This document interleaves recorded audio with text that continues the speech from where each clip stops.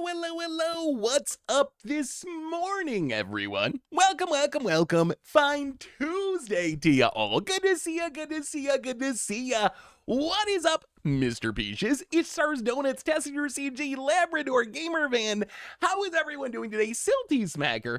I was watching the pod last night, and comment on the marking of casuals stuck to me. It seems better to market to casuals because the sweats will play if you don't market to them, and even if you actively market against them, it seems to be a logical move for Wizards and most companies. I mean, that is true. I mean, basically, we all play Magic already, so we're going to keep playing Magic. So it makes a lot of sense. It does make a lot of sense. If YouTubers start doing videos of a 1-year standard format and those videos catch on, do you think that Wizards has a format where you can only play 1 year of cards? It's kind of funny. You know what they could do? And this might be the worst idea ever because we don't live in Block World anymore. But what about bringing back Block Constructed or something similar to Block Constructed? Hey, what's up, Get Maru? How are you? I don't know if you remember Block Constructed, but that was a format that we used to have where only the cards from the most recent block were legal. The challenge now is we don't really have blocks, so it would just be a bunch of one set constructed, which is kind of weird. But it would be cool to have some sort of like adaptation of that. Maybe it's not literally Block Constructed. Maybe you can play the most recent 2 sets or something. I think it'd be really cool to have some sort of smaller format available on Magic Arena. Not to like replace Standard or anything like that, but just as another option. So I don't know the exact like best way to do that, but I do think some sort of smaller format that doesn't involve, because right now it's like Standard, Alchemy, or Eternal formats. It'd be cool to have something that was smaller than any of them and faster than any of them. Yeah, I mean, that's the problem with it being literal Block Constructed. But maybe it could be like the most recent 2 sets. 1 year would be interesting, I guess. I would love to have a format. Again, not to replace Standard or anything, but it'd be really sweet. How about this? How about if we have a format on Arena that's the most recent year's worth of cards and it rotates every set release? So we'd have essentially 6 sets, which would almost be the size of old Standard, which was 8 sets until we had all the changes. So it'd be 6 sets in Standard, and when a set comes in, the oldest one drops off. New set comes in, oldest one drops off. Again, not as a Standard replacement, but as an additional thing on top of what we already have. That would actually be kind of interesting. I'd be interested by that. I'd love to have some format that people actually liked and we're interested in, that also just moved a little bit faster than the formats that we have now. So we'll see. I read somewhere that Arena is a problem on why Standard feels so stale. I don't agree. Since we are in year 7 Arena, what do you think? I actually think that's a large part. Like, I think it plays an important role in it. I wouldn't say it's everything. I think the changes to 3-year Standard has kept the best decks at the top for longer. We get less bannings now than we have in the past. But I do think part of it is you can gem a lot of games super quickly on Arena. Like, if you're someone who goes to your LGS for an FNM every other week, you're probably not that sick of Monstrous Rage or Up the Beanstalk. If you're someone that's playing 4 hours a day on Arena, you're probably a little bit sick of those cards by this point. So I think it does like play into it. Mal the Guitarist for the 46th month. Welcome to the Fishbowl. Thank you so much for your subscription. Big subscription for you. Thank you. Well, today, everyone, we're going to be doing something that we don't do very often, but I'm actually very interested in trying, which is we're going to do some Tarkir Dragonstorm drafting. So I've heard good things about this format. If you look back on Limited through Magic's history, my favorite formats to play, going all the way back to Invasion, Planeshift, Apocalypse, I love 3-color formats. I love sets built around 3-color. You can easily go 5-color. You can play all these cool bomby things. So I am really excited to try this format. So we'll see how it goes. This is my first draft. I have played literally 0 drafts, 0 sealed. So this is going to be our first ever draft of the format. But that's our plan for today. We're going to do our limited stream, check out this limited format, see if we can do some ridiculous things at Tarkir Dragonstorm Standard, and of course, talk about whatever is going on, have a good time. Hopefully everyone is having an amazing week. It's good to see everyone. So let's do some reminders real quick. Yeah, Richard talked about, he's been drafting a bunch. He's actually the one that convinced me to do some drafting based on yesterday's podcast. Richard, his experience has been He either does really well or really horribly. Not much of a middle ground. It's either I get 7 wins or I get like 1 win. So we'll see. Hopefully we're on the 7-win side of things. But reminders, replay YouTube. That's we invite all the old streams, including this one in the future. Normal YouTube on vacation. I'm going. I don't even know if this counts as vacation. Someday I'm gonna just take a vacation where I do something fun. I got to go to my brother's wedding in Texas the end of the month, which is kind of vacation-y, although. I'm not. It'll be fun, I guess. I'm not super super excited about having to travel to Texas, but WrestleMania this weekend. Basketball brother is getting married down in Texas. May 1st. So I don't think it's going to mess up too much. I might miss a YouTube video because I'm going to be on for a few days, but I don't think it's going to mess up too much with the schedule, hopefully. So replay YouTube, normal YouTube, of course, tons of Tarkir Dragonstorm. There's some really cool decks coming out. There's some really sweet decks that are coming out from Tarkir Dragonstorm. There's just so many cool cards in this set. Hey, what's up, Looney? How are you? Good to see you. A reminder that our sponsor is Card Kingdom. If you need some magical cards, you can come over at cardkingdom.com/MTGGoldfish. Even if you goldfish shaker, just let them know you want one in your order notes and they will hook you up. I actually randomly saw the end of the Masters. I don't really follow golf. I don't watch. I golf on occasion, once in a while in the real world with like my brothers, but I don't really follow golf. But for some reason, I randomly caught the end of the Masters, so I did see that Rory ended up winning the Masters, and I saw some dude got like a hole-in-one, which was cool. That was like the luckiest the luckiest hole-in-one I've ever seen. Anyway. Let's do some drafting. Wait, so Premier is best of one, right? Premier is best of one, I believe. Oh, a reminder that our sponsor today is Card Kingdom. If you need some magic cards, get them at cardkingdom.com/MTGGoldfish. All right, Premier draft time. So any advice? Oh, Shiko's so cool. Shiko's one of my favorite. It's my favorite dragon from the set. One of my favorite cards from the set.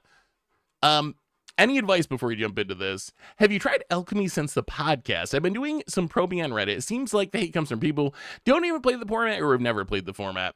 So I haven't yet. I've been doing some other stuff. I am going to try it. Here's my question. I actually don't mind Best of One for limited. I think Best of One makes good limited content. Here's my question about alchemy. If you're someone that plays alchemy, here's my question.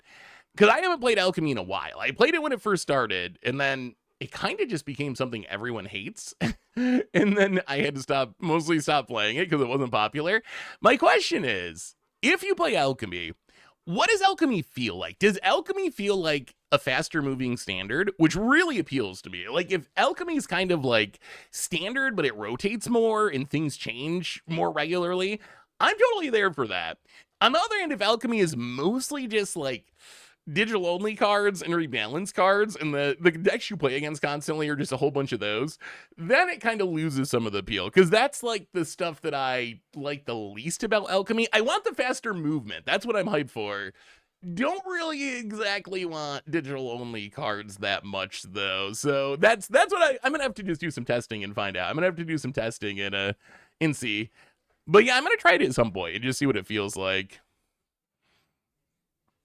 So just so it's clear, I don't think standard's so bad. I hope it doesn't come across like standard's so bad, because I don't think standard's so bad. I think that's a wrong way to put it. Standard is just a little stale to me, if that makes sense. Like, I think our current standard is fine. Yes, there's some play pattern issues, especially with Monstrous Rage turn 3 kills. I would like to see more changes to the format, which is something I've been missing. So that's, oh wait, we have a pack. Oh God. All right. What are we doing? What are we doing out of this pack? Pack one, pick one out of here, Draftsmith, whatever you are.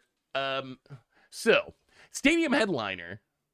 Can you go away? Is there a way I can make that go away? Go away. Stadium Headliner is our rare. A good mobilized 1-drop. We get this big old dragon here. Rune Scale Stormbrood. Counter plus pump. Oh, I think, is this card insane? I feel like Richard said there was like an uncommon Mardu card that's just like busted. I don't know if it was this one. I think he said it was a 4-drop. Is this card like insanely broken? Butcher's good. Is it worth taking a 3-color card right off the bat is the other question. Molten Exhale's fine for a dragon deck. It's a bomb. All right, let's butcher it. Butcher, so this can push us into Mardu. Could also show up in 5-color if we go that direction. Ooh. Well, Frontline Rush I know is... I've been playing this card in Constructed, and I think Frontline Rush is very good. Stillness in This has to be the worst card in the set, right? At the beginning of your upkeep, mill 3 cards. Then if your library has no cards in it, exile it, and you doomsday yourself. 5 cards from your graveyard to top your library. It seems so hard to use. Hey, what's up, Tuka, buddy? How are you? Good to see you. What are we taking? This seems fine. Frontline Rush seems very good. Twin Bolt is probably okay. Dragonman Lancer seems fine. We could take some fixing. There's an Evolving Wilds and a loot. Wait, there's a loot card? Where's loot? Where's loot? Bottom left of Stillness. Wait, what am I missing on Stillness? Dragonback Lancer? That seems pretty good too. I think Frontline Rush has got to be the best though. We're going to take Rush. Let's take Rush. Ooh. Oh, this probably actually isn't good. United Battlefront I've been messing around with in Constructed. However, I don't know if it's a great limited card. It seems tough to make it work in limited. What do we get here? Unsparing Boltcaster. 3 mana, 3/3. When it enters, deal 5 damage to a creature an opponent controls that was dealt damage. Oh, it doesn't have flash or anything, though. 4-drop, 3/4. Tap a creature. Flash Pump. Crocodile. Lifelink. When it enters, endures 1. What do we want here? I don't even know what we... This pack seems kind of bad. Mana fixing does seem important early. We're going to have to focus on that. What are we taking here? Yeah, Battlefront's a cool constructed card. We're running out of time. There's no 2-drop. When in doubt, take a 2-drop is a good rule to live by. All right, we'll try the Croc. We can try the Croc. I don't know if we want a 5-drop there, but we'll try it. We'll try it. What is this? When it enters or dies, put a +1/+1 counter on target creature you control. Another Boltcaster. Oh, this is probably fine. 2 mana to Tormenting Voice. Discard draw 2. And then a hasty 5-drop Dagon. I feel like Omen has to be great in limited. Like, I don't know how Omen is not great in limited. We don't really have any fixing here. Is Boltcaster actually good? Boltcaster or Dragon? I think that's the question. Do we want the Boltcaster or do we want the Dragon? I lean towards the Dragon since it's 2 cards in 1, although this might just be a more efficient card. Yeah, let's try the Feral Shrieker. Emberoth is... Yeah. I don't think I want the weak fixing yet. Hopefully not. Ooh, so I've heard people say, and I don't know if this is true or not, I've heard people say that Dragonstorm Globe is actually really good. Yeah, I guess it's true that it does work well with Mobilize. I don't know if we want to be taking this already. Well, destroy target creature. I mean, this has got to be great, right? There's an okay 2-drop. When this creature enters, target creature can't block. I mean, it's probably just got to be removal, right? It's got to be the removal spell. Yeah, we'll take the Dragon's Prey there. Keeping an eye out for lands that we can actually use. This is actually probably pretty good in Mardu too, right? Because you can make the tokens and then sack them. So we get 5-drop +1/+1 counter dork. 3 mana 5/5 Flying Vigilant Dragon. Another Storm Feral. Is Loxodon good? Beginning combat on your turn, put a +1/+1 counter on another creature. It is an elephant. I kind of want to take Worthy Cause. Yeah, let's take Worthy Cost. What is this? Double the power and toughness of target creature. It fights another creature. Okay. So in our deck, that's going to be what? 5 mana? That's kind of a lot. Unless we get some splash. People are definitely taking lands. Maybe we should be taking lands. This is probably good, right? We need 2-drops. Which of these 2-drops, these 3 2-drops is better? When this creature attacks, if you control a creature with a counter on it, each opponent loses life. No. Sacrifice another creature counter. That would be fine. I kind of want the mobilize one. Is this a sign that Teamer's open? We could try to shift towards Teamer. The possibilities are endless. Yeah, I feel like Shock Brigade's got to be the best card there. Seize Opportunity. Exile type cards, I may play them till end of your next turn. 2 creatures get plus blah plus blah. How bad is this? Oh, it's a 3-drop. It's a 3-drop, but it comes along with a body. Seize is good. All right, we can try Seize. Let's try Seize. If we're gonna be Mardu, we're okay, wait. Oh, so this is a question. Okay. Do we have to try to take some jank fixing here? So there's expensive removal. There's not great looking dragon, although it does cycle for its omen mode. Do we take a Rugged Highland just in case? Yeah, we actually might be Marduing here. Yeah, we'll take the big dragon. Okay, what about Twin Bolt? So we already have a Crocodile. When it dies, create a 2/2. Renew. Put a +1/+1 counter on target. Okay, that's not the strongest renew mode I've ever seen. Draw 2, lose 2, surveil 2, Twin Bolt. No, we're not taking Stillness in Mount. We'll take the Twin Bolt, I guess. Sad News Bears, welcome to the Fishbowl. You know your Battlefront still going around. Welcome to the Fishbowl. Thank you so much for your subscription. Big scoop for you. Thank you. Thank you. We're not going to play any of these. I guess this is colorless, so we could play it. Wild Rush. I mean, maybe... Wait, 4-drop? Enters? Yeah, that's too slow. Let's take the Wild Rush. We might just be kind of aggro. We might actually be like a Mardu aggro. Man, that is the least exciting first pick. Kalish Village. Not the rare we were looking for. Not even a little. What is this? 100 Battle Veteran. 4-mana 4/2. As long as there are 3 or more different kinds of... Oh, we're never gonna have 3 different kinds of counters. Big Teamer Uncommon Dragon. 5 damage attacking and blocking creature seems good. What is this? Mobilize 1. When it enters... Oh, this is probably pretty good in our deck. This is probably good, right? Reigning Victor? So I think it's Reigning Victor or the white removal. We do have a bunch of dragons. So this is actually probably pretty good in our deck, too. Which is better, though? Reigning Victor. We have, what, one no 3-drops? All right. All right, we'll take the removal. Oh. Okay, so here's the real question. Is Stadium Headliner actually good? Is Stadium Headliner worth it? It's one of the best constructed 1-drops in the Mobilized deck. The best 1-drop in the Mobilized deck in Standard. Oh, you're running your cat deck still?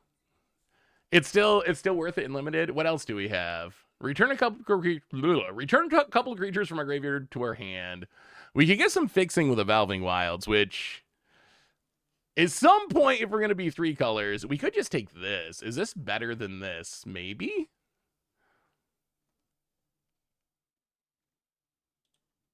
Ah, man. At some point, we're going to regret not taking Evolving Wilds, I think. Okay. Scoured. Okay. Unless there's a bomb, we're going to take Scoured Barrens or Evolving Wilds because we really need some fixing. Destroy target creature. Create 2 1/1 red creature tokens. Oh. Wait. That seems good. We are mainly red at this point. So red is the base color, splashing the other 2 colors. There's another worthy cost. There's another Exhale. Oh, we probably just have to take Exhale, right? Exhale seems so good when we already have a bunch of dragons. Skirmish also seems good. Is Skirmish better than Exhale? I'm excited. I'm excited to try some Tarkir draft. We're going to take Exhale, I think. I think Exhale is probably the... Ooh, okay. Red looks a little open. That's a Tersa Lightbringer. There's also a Nomad's Outpost. There's also another Storm Shriek Pharaoh. And a Globe. And the Mobilized Flyer. I mean, it's got to be Tersa, though. Tersa's kind of bomby. I don't know about bomby. I know, the Nomad Outpost is so good. But we got to take Tersa, right? I think it's got to be... I feel like it's got to be Tersa. I feel like the rare is just too good to pass up here. 3-mana 3/3 haste that filters and eventually maybe generates card advantage. I would like the land, but thankfully our mana costs aren't looking too, man, another Stillness in Motion. Our mana costs aren't looking too bad. Like, we're very base red, splashing white and black, so I think we can make it work. We probably want this Mobilize 2-drop. I feel like if we're going to be Mardu, this is probably one of the best 2-drops for our deck. I think it's better than another Storm Shriek Feral. Yeah, I feel like I'm leaning towards Shock Brigade too. Yeah, let's take Shock Brigade. I think we want a bunch of those. Ooh, Overwhelming. This was the card Richard was trying to tell me this could be the standard card to get rid of Corey Steelcutter. Blow up a non-creature artifact, 3 damage to a creature. There is some fixing. Yeah, I think the time has come. There's nothing super. I would maybe play Overwhelming Surge, Narset's Rebuke. We already got a decent amount of removal. We'll take the land. We'll take the land. We'll be responsible. Responsible gamers. When this becomes tapped, discard a card to draw a card. Wait, is Seize Opportunity actually good? I know when we took one earlier, someone was saying it was actually good. I mean, pump or draw, that actually seems good. It actually seems fine. Yeah, I don't think we want to land out of that pack. Basic Island. Ooh, this is like a dead pack. See, if we're in green, okay, I think we're Mardu at this point, but I really do want to try drafting 5-color. So next draft, I really want to try drafting 5-color. I guess we take this Endure, dude. Not sure that we play the Endure. Ooh, wow. I was thinking of first picking this. I was serious. Mardu seems incredible. Mardu seems very open. I was going to first pick this. This was our second card out of pack 1. Was it pack 1 or pack 2?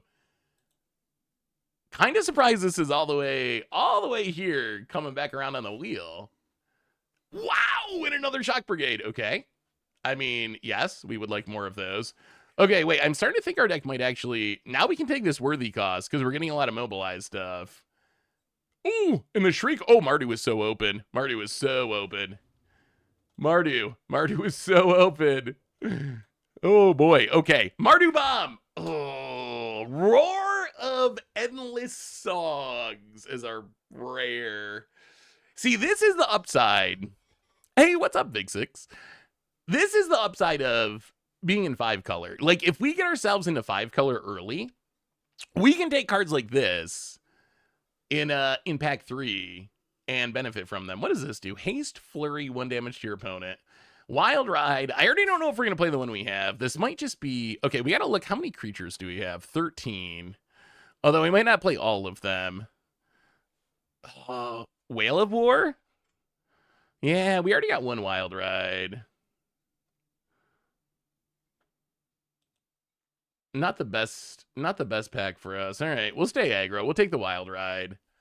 Ooh, wow. Okay, that's pretty sweet. Windcrag Siege. Pretty good with Mobilize. Oh, this seems very good, though. Huh, that's a good dragon. Protection Spell and then Big Dragon. Another Goldkeeper. Hey, I guess there's a lot of dragons. Jeskai Devotee. I mean, it's gotta be Siege, right? It's gotta be Siege. It's gotta be the Siege. Siege is too cool to pass up. I would still like a land or two. Whenever this creature enters, exile this upgrade to your library until the end of your next turn and play that card whenever it casts your second spell against Double Strike. Ooh, Mardu Monument. Okay. I mean, how bad are the monuments, chat? How bad are the monuments is fixing? Is this like we should not be taking this because it's that bad?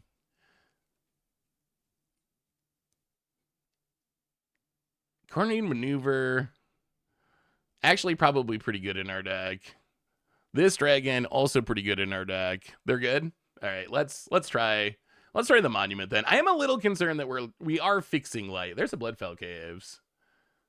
Ooh, okay. So this was the card Richard said is like one of the mythic uncommons. Has anyone played with Shocking Sharpshooter?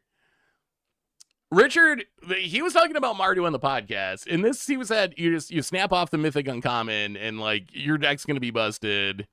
Is it better than a Bloodfell Caves? We're giving up fixing for this. We're giving up fixing. Also, Hardened Tactician would probably be cool in this deck. The cow is good too. Oh, that actually does seem good too. I'm gonna go on Richard's word, and we're gonna take the mythic another battlefront. Take the mythic uncommon and see what happens. Swiftwater Cliffs doesn't help us. Fatal Stormshake, I guess, is fine. This actually gets 2 of our colors. I don't know if it's worth it for just getting 2. We can take another Feral Storm Shriek, I guess. The 1-drop's also strong. Oh, we do want to be aggro. How many Storm Shrieks? We have 3? Okay, we'll take the 1-drop. We probably don't want Storm Shriek number 4. I imagine the 4th one is not going to make the cut. Oh, this pack is bad. This pack... How are pump spells? Are pump spells good in this format? How many 2-drops do we have?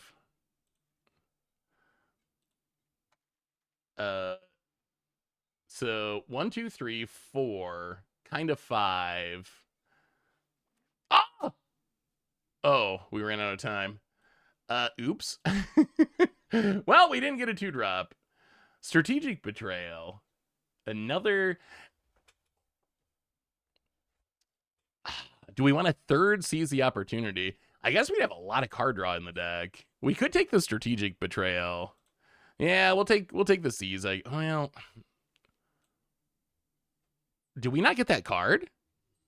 Oh my god. Okay, we gotta pick up the pace. We're taking the Reigning Victor because we're missing our picks here because we're not drafting fast enough. Wow. No one's in Teamer apparently. I guess this thing, which I don't want to play, but we'll take it. Endure Menace. When this creature enters and endures. 2. So a 4/3 Menace, or you get a 1/1. Well, all right. We'll take that. I don't think we're gonna play it. When the creature enters, make a 1/1. Target creature. That's actually probably fine. We might play that. Well, there's a Pack Beast. The Ox is here. Yeah, I mean, we'll take the Ox. This deck might be good. Is this deck good? Did we get a good deck, chat? Did we get a good deck? I think we might have got a good deck. Is Globe actually... Okay, so here's what I was thinking. Is Globe actually good? Is Globe actually good if you're a 3-color deck? Is it worth it in a 3-color deck? Maybe the lack of fixing is going to be... Maybe we don't have enough fixing. All right, we have to cut a serious amount of cards here. We have way too many cards. Okay, so let's focus in. What are our best cards? So I would say the Mardu stuff. The Mardu stuff staying. Terse is staying. This is staying. All the Mobilize stuff is staying. So we want all the Mobilize stuff. We want this token producer. We need our removal. So the stuff I'm not sold on, like this random pump spell, this Twin Bolt, aggressive negotiations, Nurturer. I don't know if we need 3 Seize the Opportunities. That seems like a lot.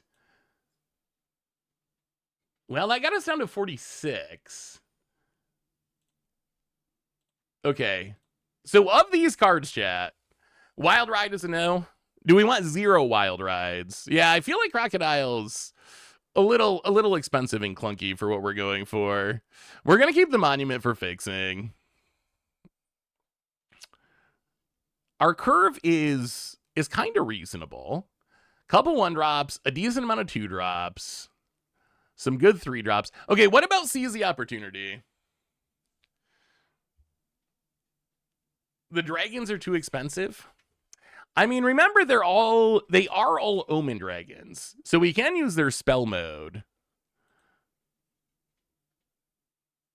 So I think the question, I guess there's two pathway forwards. There's 2 pathway forward. What I think is we can keep the pump spells like the Seize the Opportunities and cut some of the expensive dragon stuff and be like Mardu aggro, kind of capping out at 4 mana and just be like, we're going to pump our stuff. We're going to try to kill you. We could also cut the pump spells and keep more of the top end dragons. Or I guess we could do something kind of in between. I feel like Wild Ride is a sorcery. Maybe we don't actually want it. We can go down to Seize. Go down to Storm Shriek. Although the dragons do help turn on Exhale. Cut the pump spells. They can also be card draw spells, though. It is Impulse Draw 2, which I kind of like. I feel like Impulse Draw is probably not bad. I don't think we're going to cut Shock Brigade. I feel like Shock Brigade is very important to this deck. Yeah, I guess it's only 2 life. One of each dragon seems fine. Especially, like, the Omen mode on this is okay. The Omen mode on this is okay. We need to cut, like, one more of something, but I'm not sure what. No, wait, no. Are you saying no, don't cut the dragons because they're the best in this deck? Or the deck is going to be at its best if there are no dragons? I mean, I guess, so Pharaoh Deathgorger is kind of jank. It's a 6 mana 3/5 that's random graveyard hate. And its Omen mode is a +1/+1 counter and draw a card for 2 mana at sorcery speed. Maybe we just cut the Deathgorger. How about that? How about we try it like that? I feel like that seems fine. That seems reasonable. Our curve is non-existent thanks to I wish that Arena would reorganize the curve once you go back. Yeah, let's try it. Let's run it. I think this is fine. All right, chat. How many wins? What do you think of this deck? How many wins do we get? First draft ever of the set in Mardu.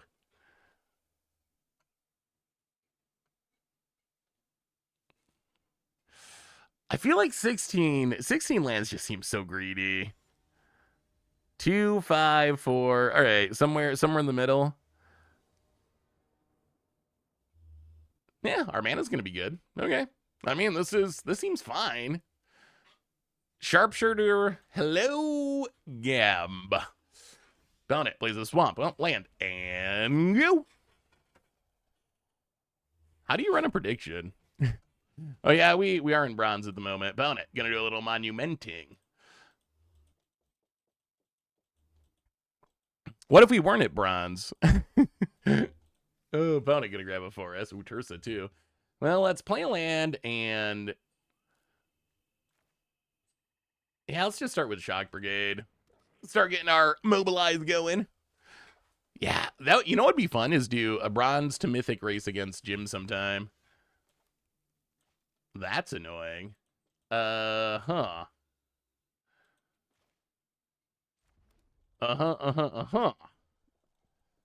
Well.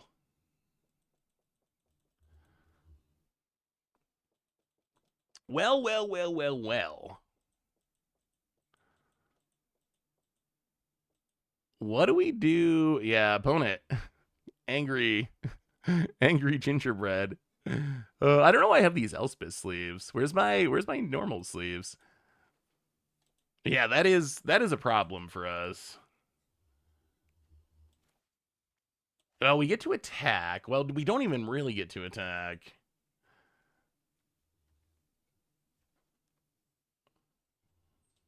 Actually, you know what? We get to attack. I think this sucks, but it's gonna work. All right. They're gonna block the mobilize token, and then we're gonna seize the up. Wow, they're not even gonna block it. Okay. On second thought, maybe your opponent won't block the mobilize token. Well, let's play the monument to get a plains. And pass. I mean, we got a lot of removal in the deck. And we have ways to filter for it. So we should be able to find a way to kill this eventually. Yeah, what did you play at pre-release? How did pre-release go? This card's so sweet. It is funny to see. All right, opponent. Disruptive Stormbrood. Taking down our 2-drop. And an Initiate. And opponent gets in for 3. Well.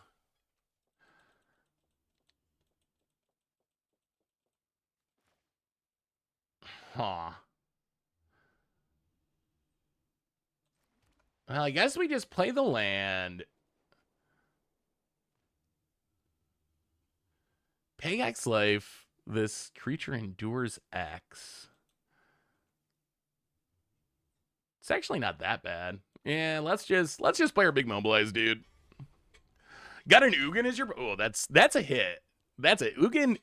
It's so funny. I think Ugin... I don't know. Have any of you played Ugin in Standard yet? I feel like in Standard, Ugin has not been as impressive as I thought. I feel like it's hard to get enough colorless cards to actually fully power it up. Ugh, opponent. Came prepared with removal. I will give them credit for that. Opponent gonna get it. Hit us. Down to 14.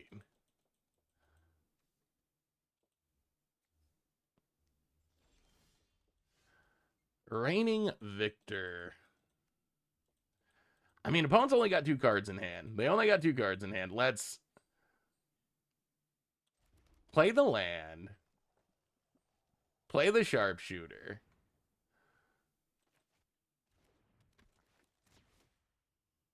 Play the victor. Actually, is Tersa better? Yeah, let's just play the victor. We don't really get any value out of making something indestructible, but it gets us a body for next turn.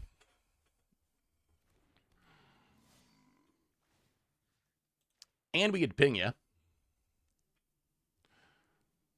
The best deck I had was Abzan, but I lost them then to 2 Dragonback Assault and Enchantment that rams 2.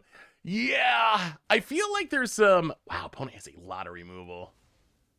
Well, we know our opponent's last card. It's a Feral Deathgorger. Opponent, land.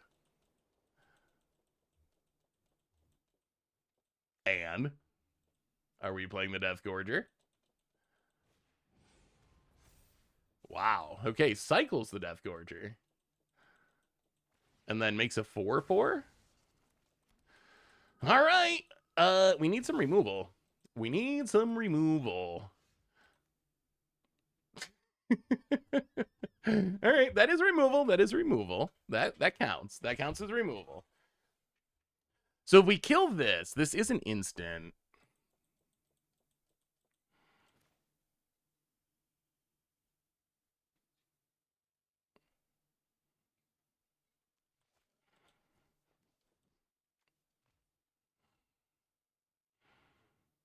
Hey, what's up, Tim the Beard Man? Good to see ya. Welcome, welcome. Hello. Aw. So we can Dragon Prey this during combat.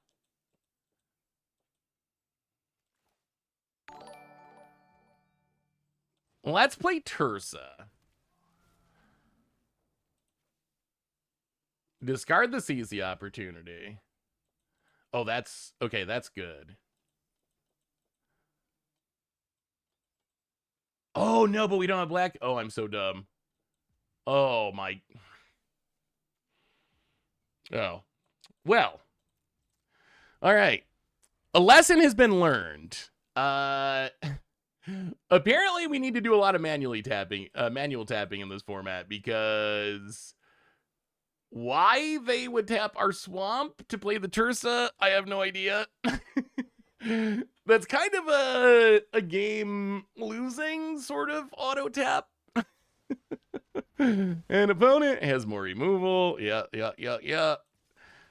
And I mean, I think that is most likely game. Yeah. Okay. So no auto tapping in Tarkir Dragonstorm Limited. We have learned our lesson. Opponent. Yeah. I mean, this game's super over. Okay. Hey, Dogamith for the 71st month. Welcome to the fishbowl. All right. That one's on Arena. Not that we might have won. That game was definitely for the taking if we had our black man up there. Yeah, I feel like Auto Tapper is getting dumber somehow. I feel like Auto Tapper. The time it's on a video that Phil and I made. It is literally on the video. The time that I cast a channel so I could pay a life to add a mana, and I had mana available, and they paid down to 0 life with channel rather than tapping the land, and I died. That's when I knew. That's when I knew that Auto Tapper was not to be trusted. If you would literally rather kill me than tap a land, how can I trust you, Auto Tapper? Yeah, I mean, they did have Quasi Revenant on turn 3, which is a very good card. A little bit annoying because we do have a decent amount of removal in the deck, and we just didn't find it. Like, if we had just killed that, that game goes very differently. Hey, what's up, Labrador? Good to have you back. All right, we're on the draw, sadly, but Stadium Headliner, reigning victors. Seize the Opportunity has not impressed me so far. Auto Tapper will get better when Pain Lands rotate. Yeah, I wish, you know what they should do is they should publish a list. They should publish a list of how Auto Tapper prioritizes stuff. I would be very interested. Yeah, they automatically gave me mismatched basics for some reason. I would be very interested in actually seeing a list. Mana's good though. I'd be very interested in seeing a list of how, like, what they prioritize. And then you could kind of like use, wow, okay. 1 drop, 2 drop, scoop it up drop. I don't even know if I can smiley face that. Like, yeah, we won. I'm just gonna skip. Okay, chat, I have a question for you. Do you take the smiley face seriously? Do you take the smiley face seriously? Yeah, I guess maybe that curve. Mobilize is very good at snowballing. I feel like we need to take the smiley face seriously. I feel like we have to. I feel like as a community, we need to band together. If there's like a monstrous rage, assuming you don't like monstrous rage, I think just any monstrous rage deck, you should be mashing the frowny face, win or loss. I think it's the best. It might be the best way to send Wizards a message. You know, there's probably an intern who monitors such things. It's our way to communicate with WotC. Oh, see, I feel like smiley face if I win and frowny face if I lose is just like, do we just play this? Yeah, we'll just play this. We can't play our 4 drops next turn anyway, so we can Monument to get white mana next turn, and then we're set up for our 4 drops. Opponent seems to have decided to go the draft all the lands 5-color route, which I'm very interested in. Ooh, reigning victor. Well, okay, let's get in with the sharpshooter. Play the monument. Grab a plains. So what is the best card in limited? Like, what are the lower rarity bombs you're looking for? Northern Vanguard for the 65th month. Welcome back to the Fishbowl. Thank you so much for your subscription. Big subscription for you. Thank you. Yeah, I'm excited for this limited format too. Just I love 3-color formats. I love Tarkir. I love 3-color formats. So this format's very much for me. Let's get down to our 0-4. Pangya. Please don't sunfall. Don't it? Forest. White, red, blue, black, green. They got all the colors. All the colors on turn 5, don't it? Looking at our sharpshooter. Looking at our pack beast. I feel like the red mana dork is almost constructible. We need a 1 mana. All right, opponent's going to bounce the pack beast. We need a 1 mana version. Well, let's play the land. Let's get in with a sharpshooter. Our opponent's got to be working towards some big bomb. I'm a little nervous. A little nervous about the amount of mana they're going to have. Opponent untaps. They could have, like, Dragon, Ugin.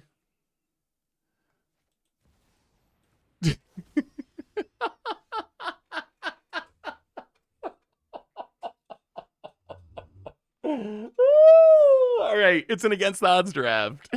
I don't think it's possible to win with this card in standard outside of like changeling shenanigans. This has to be the ultimate. Oh wait, dragons are indestructible. Oh, okay. Now I'm actually a bit concerned here.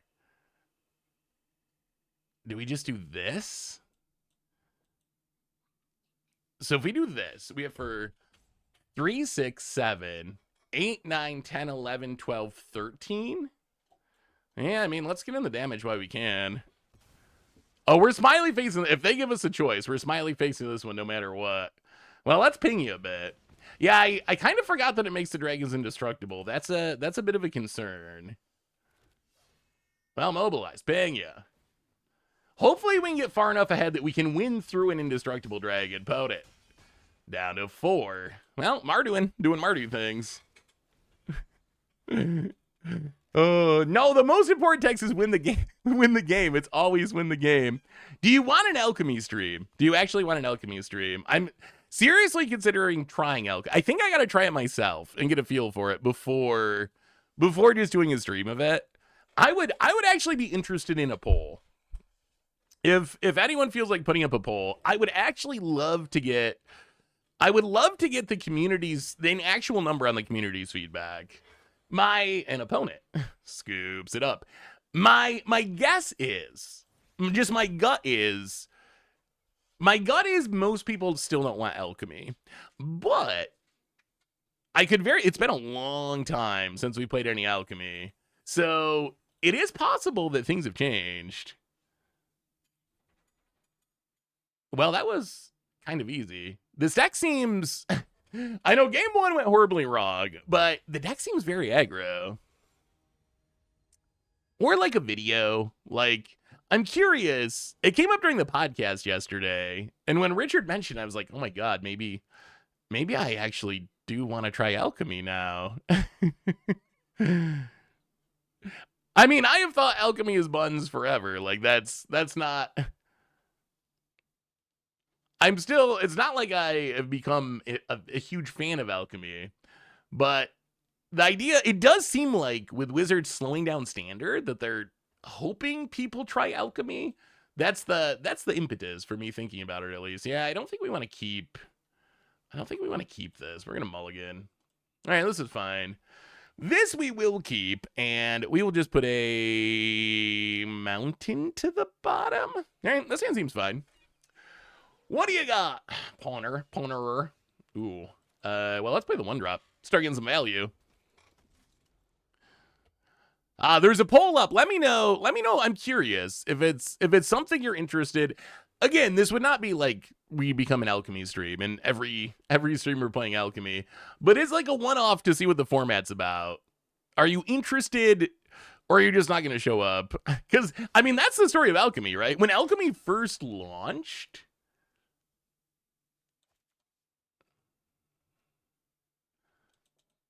Well,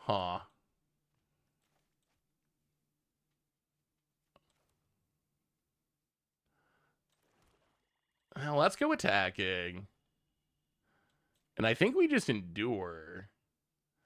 And I think we got to put a counter on it so we can attack through the devotee. And opponent down 18. Yeah, it's a super close poll. It is literally 53-47. Which, honestly, is closer than I would have expected. I was afraid it was going to be like 10-90 against or something. Maybe it's been long enough that people don't care anymore. Well, I mean... we got a combat attack. Endure. Put a counter on it. Gonna have to trade them both. And opponent will trade them both, alright? Well, that's fine. That 1-drop did a lot of work. Ended up trading our 1-drop and I guess a bunch of mana for 2 creatures, and I got in some damage. Teaming Dragonstorm. Are these enchantments just kind of unbeatable? I feel like with the amount of dragons, are these just like easy first pick, like... easy first pick slam dunks? I feel like any of these Dragonstorm enchantments should be close. Get in your votes. Wow, 51-49. 51-49. Last chance to vote. Last chance to vote on alchemy. Don't kill it. We need something. We need something to beat this Dragonstorm. Because now they get to cast a dragon and pick it up and do it again. That's kind of actually wild. I'd watch if you don't play alchemy cards. That is my big question, is how much alchemy is there in alchemy? If that makes sense. Oh, that's disgusting. That is disgusting. Disgusting. Well, we get to play a land. Man, we only have 1 red source too. I'll play a land. Play the victor. Actually, we can avoid the red. Black, white, and 2. Let's do it that way. So we can play the victor.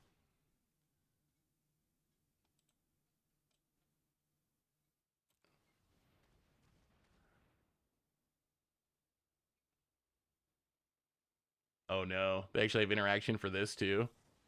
Oh boy. Oh dear God. Oh boy. I mean, I think we're dead. Okay, my initial impression of this draft format is there are no close games. There so far, have we I guess the first game we played was kind of like a real game of Magic. So far,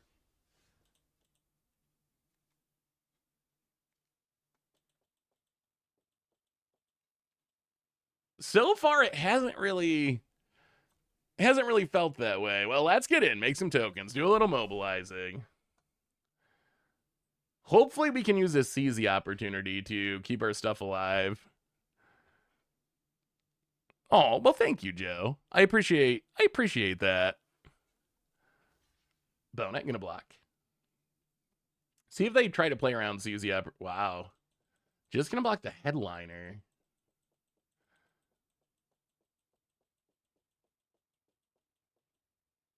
Four,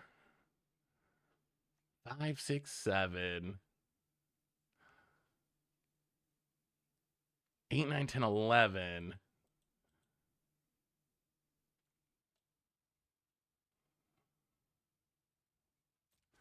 Yeah, we're gonna let it go. We're gonna let it go, sure. Play the sharpshooter. Only having one red source has actually been kind of an annoyance here. We could have got more damage playing this pre-combat, but then our opponent would know there were no shenanigans and we lose our stuff. We might be cooked. Devotee. I mean, 2 teaming Dragonstorms. If they had to play an expensive dragon, it would have been a little different, but comboing this with the cheapest dragon in standard, or in draft at least, pretty good.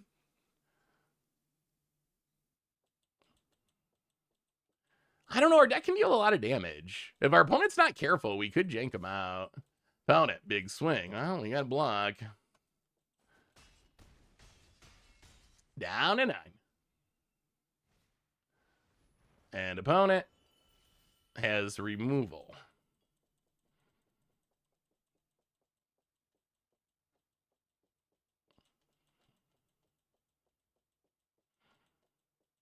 That's not good. I think we're dead. I think we might be a little dead. Whoever said we were cooked, I think I might be starting to agree with you. We might be a little cooked because they can flash back this Uranus rebuff again. All right, sure. So far we have not really had many close games of Magic. This has either just been like we face roll or our opponent face rolls. There has not been much in between. Cheapest dragon is free dragon from landfall or dragon. That is true. Every dragon's the cheapest dragon if you have a Dracogenesis. What have y'all been playing lately? How many drafts will we do? We'll see how quick they go. Definitely 2. Definitely 2. Possibly, it's possible there's a 3rd. I mean, like, if we lose this one and the entire draft's over in like an hour, that would make it easier to get in more. Oh yeah, how was the Spotlight tournament? I would love full vintage cube on Arena. New Elspeth has been very impressive. Corey Steelcutter, I think, is actually kind of busted.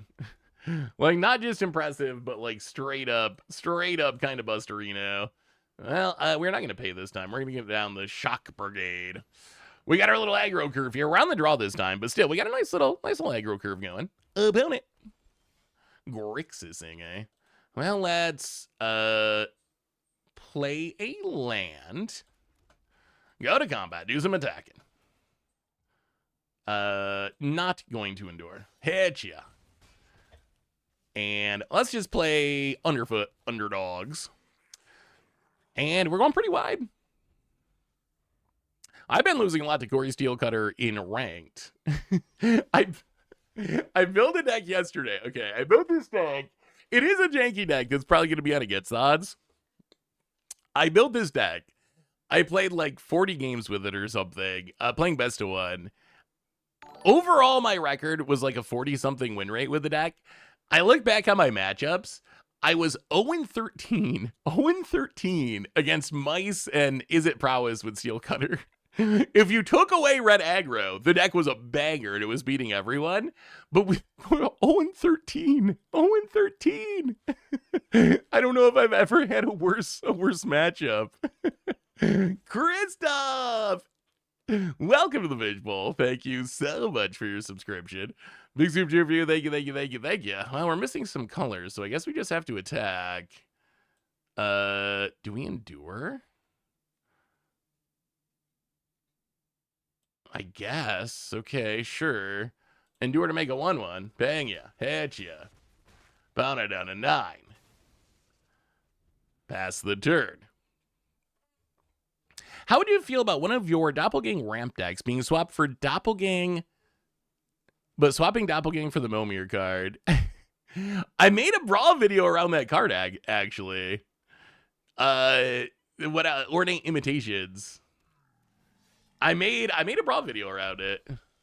I think we win now. Oh, we don't have black mana. I think we still might win. So we will just go to combat. We'll play the land. We'll go to combat. We'll swing with everything. We will pay and make a 1-1. I mean, I think Seize the Opportunity just closes us out, right? That's +4 damage. Just wait to see what they block, and then, yeah, let's pump you and you. And opponent down to 0. There's a second Alchemy Momir card. Wait, what's the second Alchemy Momir card? Have you seen much Selesnya Cage using New Elspeth in the Hoof? I have not. So I played against Selesnya Cage a bit. Haven't noticed Elspeth in it, but I definitely lost one game to like a turn 3 or 4 Hoof coming down off of Cage, and it actually looked kind of absurd. Hoof's a card it's definitely still on my list. I just haven't gotten to it yet, but there's so many. This set's so good that there's so many cards. There's so many cards that I want to build around. Oh man, 1-drop Shock Brigade on the play. See, yeah, this looks good. This looks good. You know what? I was thinking about this, chat. How do we do this? We were talking about different ways to like format standard to make it fun, or even more fun. You know what I want? And I don't know. I want your ideas of how I could make a format out of this. I want tier 2 standard. I want tier 2 standard.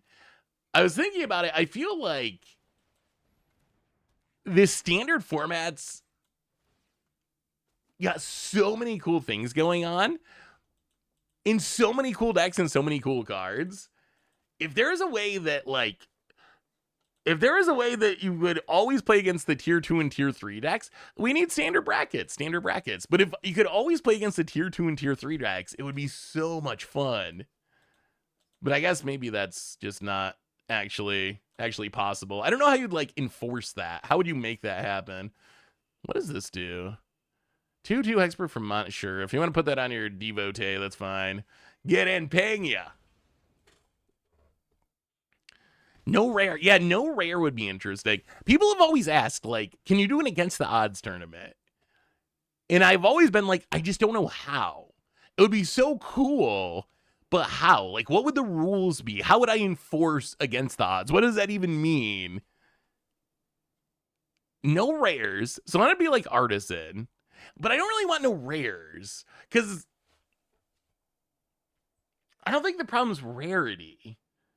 It's like, how do I incentivize people to play different things? Like, how do you incentivize people to try like seeing the opponent we just played call the Spirit Dragon or whatever? How do we make that happen? How do we make that experience happen in standard? Because I feel like also, Windscar Craig, eh? Huh.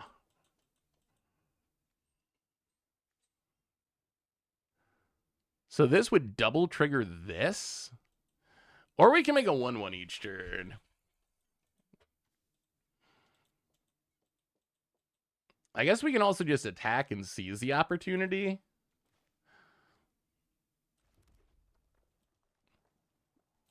Yeah, let's see what happens. We're going to swing with everything.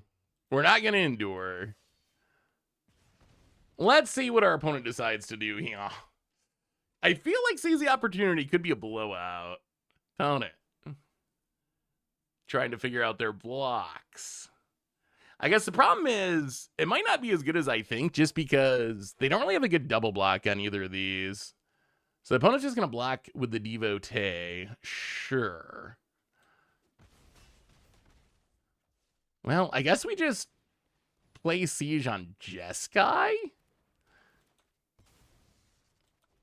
We don't have enough stuff to double trigger in combat, but making a 1/1 each turn to trigger Sharpshooter seems fine.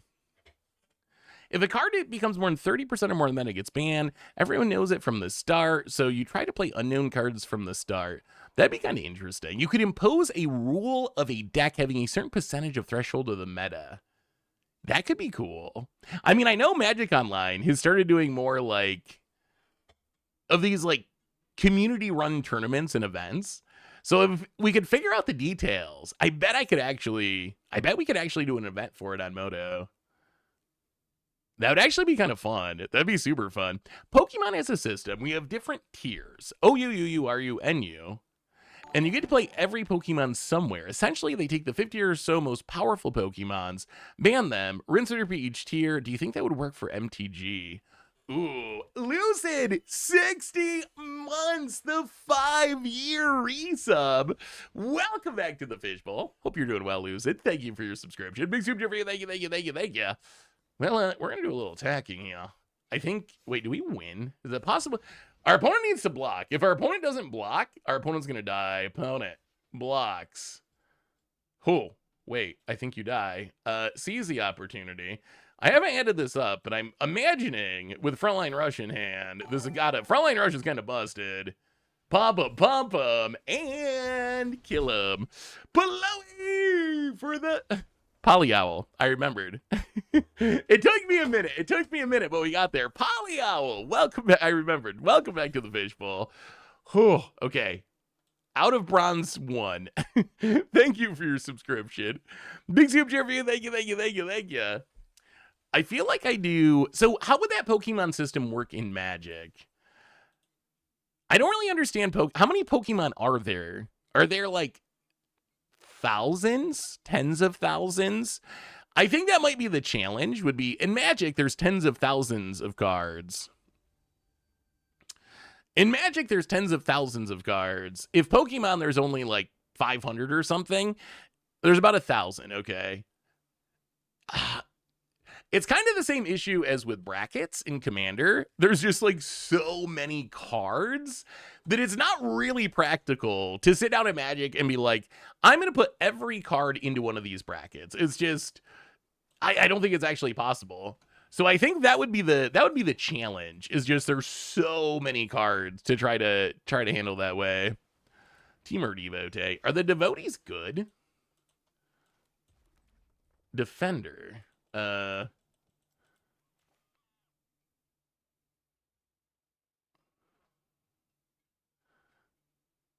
Let's play Tursa. Discard the Pack Beast.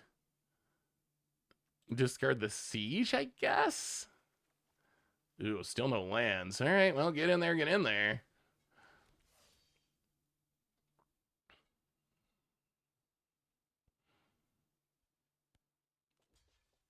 Don't it? All right, does not block the Tursa. I was thinking they would trade this for the Tursa for sure, but they trade with it. They just take the token.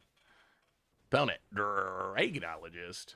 All right, we could use some white mana. Opponent finds a Riverwalk Technique.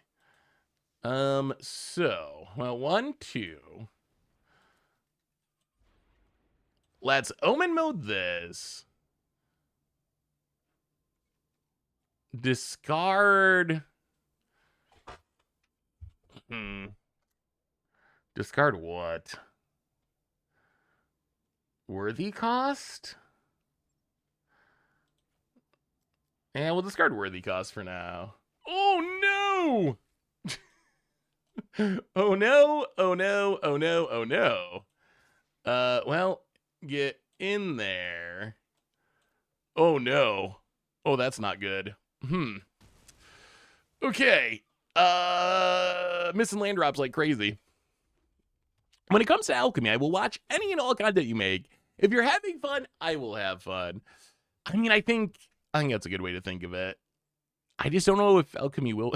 I gotta experiment with alchemy. I appreciate the feedback. I gotta experiment with it and see how much fun it is. Ooh, Agent of Codis. 2-mana 2/1 renew. Put a +1/+1 counter. 2 +1/+1 counters on something. Found it. Passing. Well, that's a red source. Better than nothing, I guess.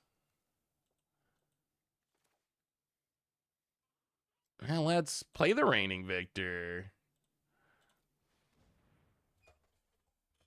Opponent might have a counter. All right, does not have a counter. Make that indestructible. Hit you for 2.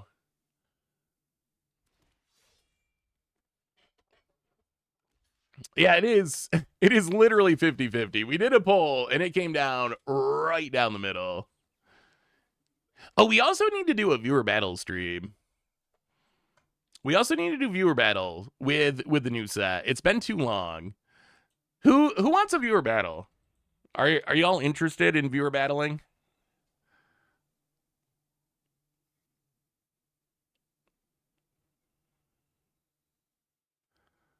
That is true. Someone said that. Like,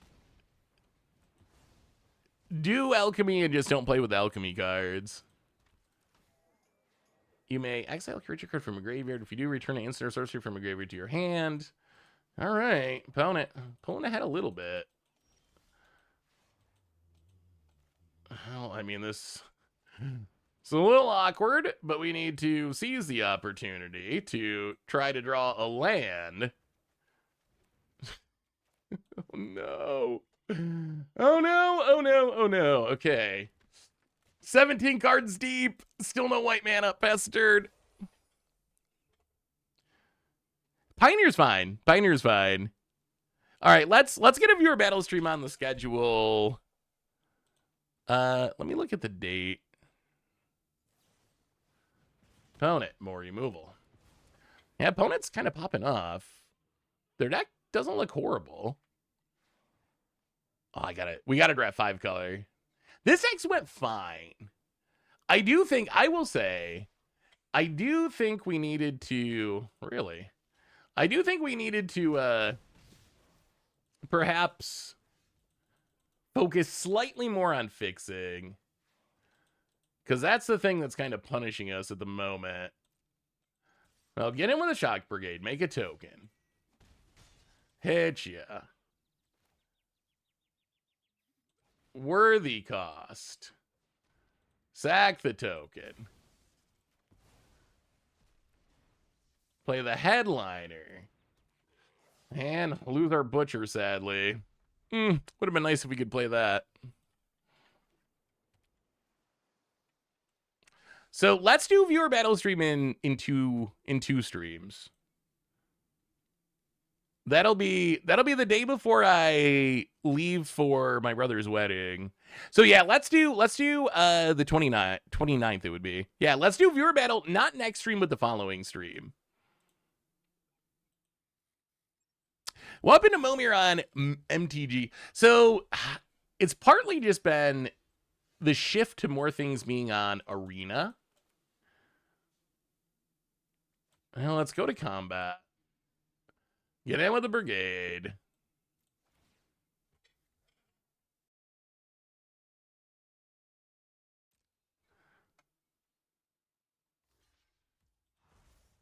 Yeah, Narset's Rebukes looked really nice here. And let's just play the goblin.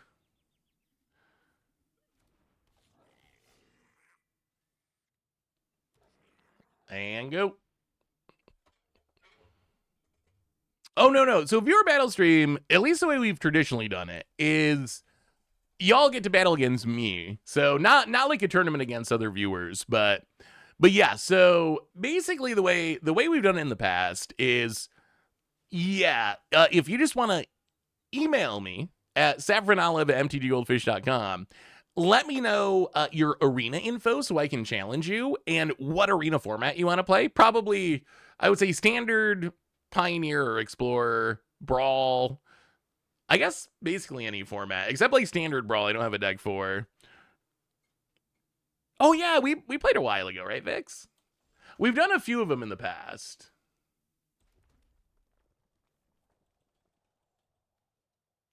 So this can make this unblockable.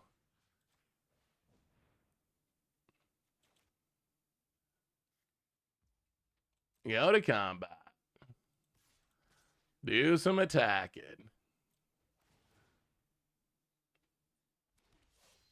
I mean, opponents killed a lot of our stuff, but they're not really making a lot of headway. Held down to 8 past the turn. And if they ever try to renew, we could use the Stadium Headliner as removal if we needed to. Historic Brawl's fine, yeah. Timeless is fine. Basically, whatever format. So yeah, let's plan on that. I'll mention it again next stream, but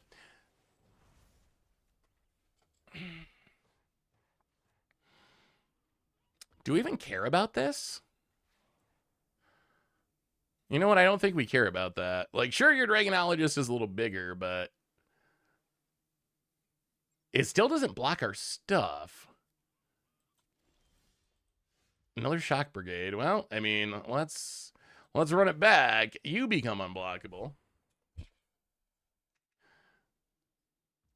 Combat. Attack, attack, attack. Mobilize, such a good mechanic. Yeah, I know we're winning like a Rakdos deck at the moment somehow. Opponent blocks. Down to 4. Well, I mean, let's play another Shock Brigade. No white mana, no problem. Yeah, I mean, yeah. They call it Explorer on Arena. I consider them the same format at this point. There, every once in a while you run into like some new card that just took off, some old card that has existed for a while but just started to become playable that's not on Arena, but it's, yeah, our opponent, do you think they were Jeskai? Was this the double mana screw? I figured our opponent was Izzet, but maybe our opponent was Jeskai. I mean, but also we're not Rakdos. We are also Mardu. Okay. What are we up to? 5? Do we have 5 wins? I feel like stealthily we're kind of actually doing all right with this deck. Is it 5 or 4? 5 wins? Okay. 2 more, and we got this. Whoever said 5, someone said 5 because you're at bronze, and you might be right. Fungibo, welcome to the Fishbowl. Thank you so much for your subscription. Big tip for you. Thank ya. Can we get a Rakshasha pronunciation? See, I can't pronounce pronunciation, but Rakshasha. I actually don't think I was saying Rakshasha wrong. I think I was just saying another word. I think I was saying Rusalka instead of Rakshasha. It's got to be Rakshasha, right? It's got to be. Is that not right? How do you say Rakshasha? Rakshasha. I feel like I'm saying those letters. Rusalka is a real thing, a real magic thing. Ooh. All right. So we don't get to curve out perfectly because of our Windscarred Craig, but wow, opponent's doing some mulligans. Looking further up the beanstalk. Rakshasha. Rakshashi. Rakshat. That, I think I'm getting further away. Closer. Warmer or colder? Warmer or colder, chat? Warmer or colder? Rakshashi. Rakshashe. Rakshasha.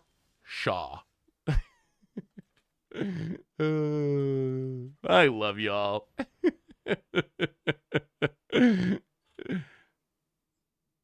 Raksha.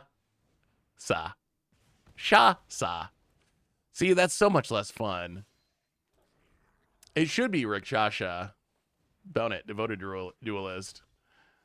It should be. Just because Wizards gave it the wrong name, that's not my fault. What are we doing here? Well, let's play the Butcher. And yeah, I guess we just attack with both. If they want to trade, I guess that's fine. Get in there, hit you. Opponent down to 19. A little worried about this uncommon dragon. Oh no! No, no, no, no, no. No, no, no, no, no. Oh dear, oh dear, oh dear. Alright, so life is pretty bad. Life is pretty bad. This dragon's coming. Yeah, this dragon seems really good. Isn't this so many of the uncommon dragons are like mythics? They're like, I swear they'd be printed in Mythic like 5 years ago. The Sultai one's busted. This one's like a Dragon Lord Ojutai, essentially. Like, it even has haste on it.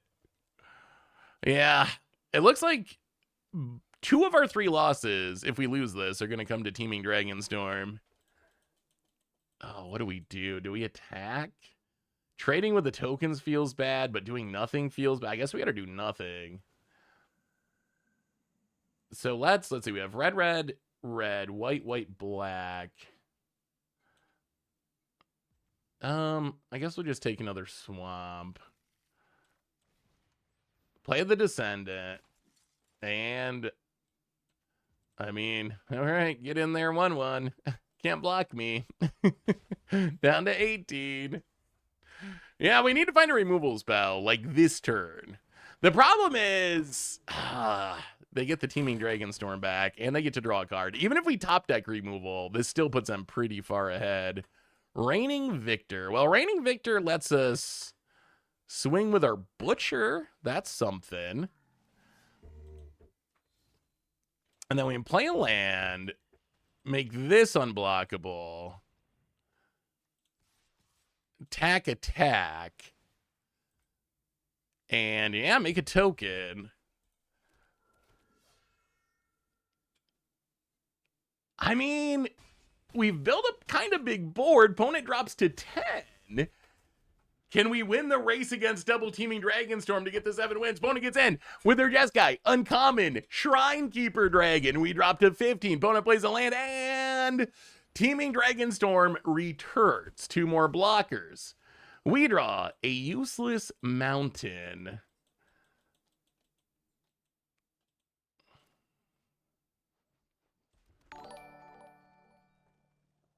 Oh man, do we gotta do math? 1, 2, 3, 4, 5. 1, 2, 3, 4, 5.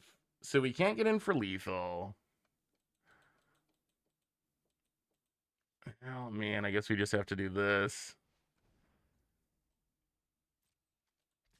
Get in with the Descendant. Make a token. Yeah, this Shrinekeeper. That card draw. El Rotato! Welcome to the Fishbowl. Thank you so much for your subscription. Big soup cheer for you. Thank you for the 35th month. Opponent getting in with the dragon, drawing even more cards. We need the Impact Tremors, dude. If we can find Impact Tremors, dude, I think we can win through this. Rescue Leopard. Triggers. Down to 11. Shock Brigade.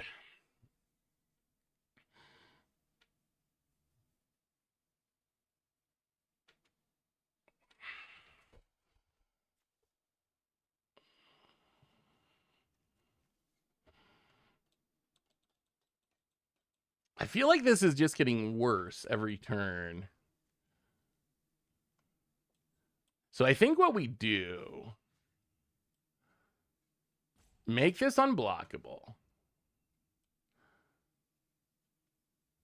Go to combat. Attack.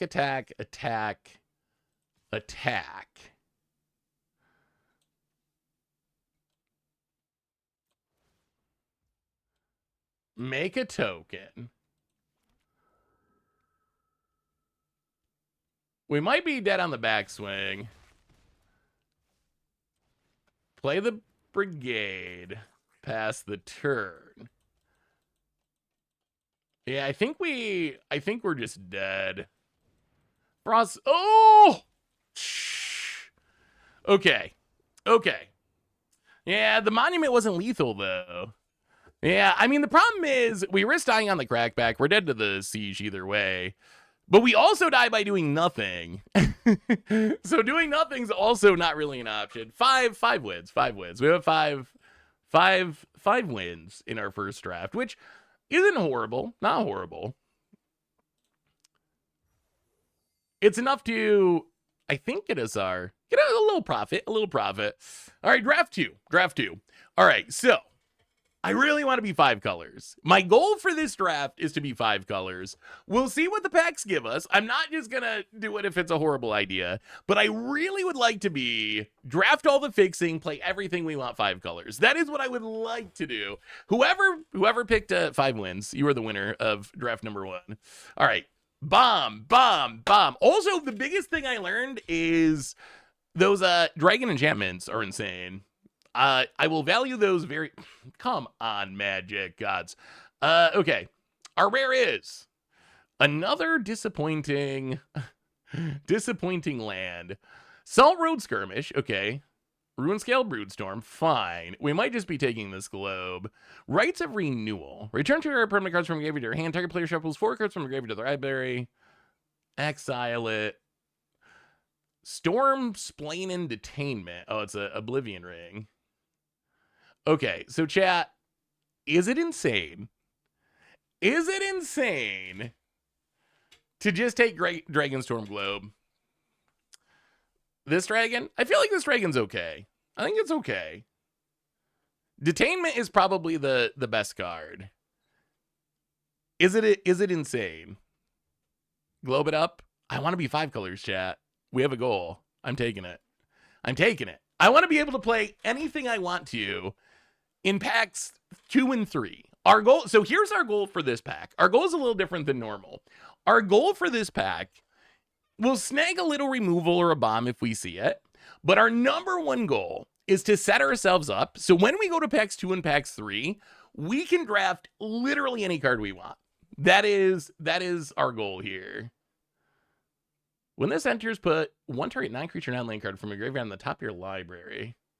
Draw a card, blah, blah, blah. I mean, we take the Bivouac. +1/+1 counter stuff. I mean, we're probably just taking Bivouac. We're going to take the Bivouac.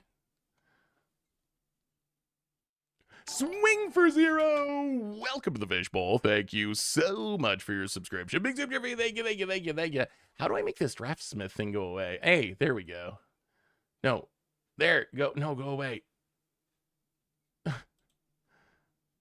No, I don't want you. How do I close you? All right, I guess it gets to live. Ooh, okay. Synchronized Charge. 2 counters, Trample and Vigilance.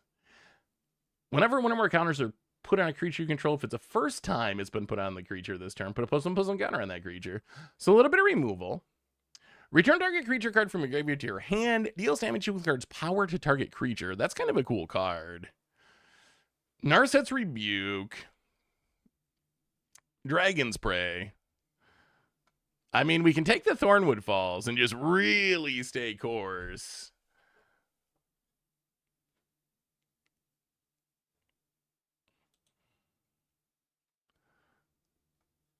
We're going to do it. We got a plan. And ooh, that's a Goldkeeper.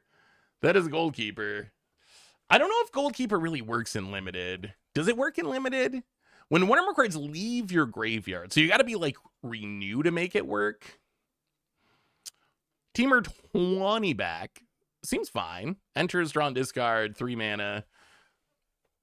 Destroying enchantment, destroying artifact, destroy or exile from the graveyard. Dragon counter spell. Haste to the beginning of your end step. Return this creature to your hand. 20 back does seem good. We could just take Dismal Backwater.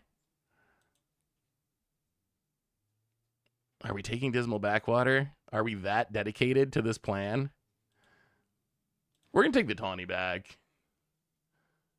I think... Ooh, wait. Reverberating summons. Oh, this isn't one of the dragon ones. All right. I thought this was the red dragon enchantment, but no, no, no. How good is Ringing Strike Mastery? Tap a creature, but you can pay 5 to untap it. We saw an opponent playing this. It looked medium. When you take a Bloodfell Caves. This seems fine. The Devotees are also fixing. Maybe we should start taking Devotees. Those give us bodies that are also fixing.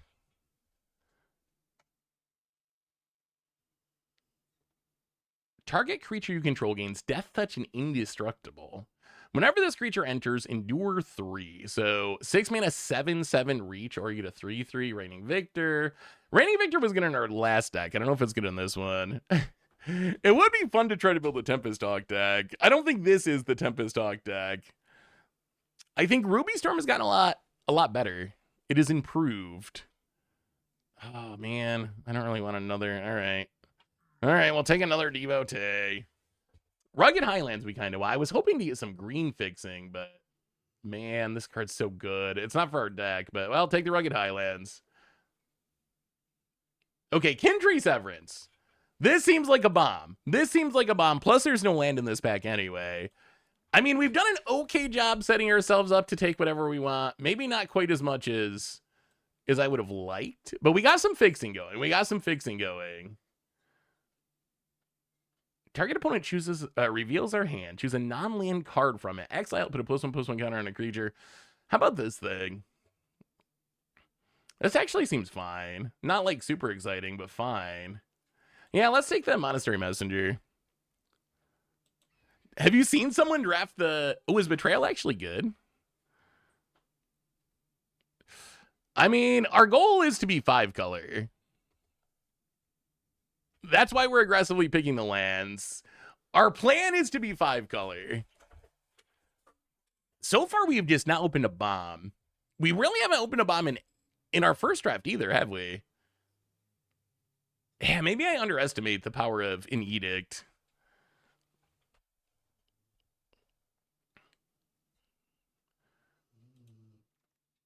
Is it really? All right, I'm gonna... Okay. I cannot make this Draftsmith thing go away. I got it. Go. Hey, okay, go away. Go away. We need to draft something. We're going to take the dragon removal. I don't know. This does not seem like a 10th pick card to me. Maybe there's just so many dragons that it's not worth it, but I feel like Dragon's Prey... It's got to be fine, right? Like, it's almost a murder. All right, let's take some random stuff. Bomb! Bomb! I want a Nugan. I want a Dragonback Assault. I want a Mythic Dragon. We need something good. Windcrag Siege again. All right. Yeah. Okay, we've seen that rare before. It's pretty cool. It's not exactly what we're going for, but it's pretty sweet. This is a deck where we will actually play Ember Mouth Sentinels. When this creature enters, look at the top 3 cards of your library. You put one of those cards back on top, the rest in the graveyard. If this put the card in the hand, it would be sweet. Yeah, we might actually just be taking the Detainment. For you, dog. For you. I don't think this is a Windcrag Siege deck. Well, there's... Ooh, strategic... Ooh, okay. Okay, there's a Jeskai Dragon. There's also Evolving Wilds. Is there not green fixing in this set? We're going to take the Shrine Keeper because it looked really good against us last game. Is there not green fixing?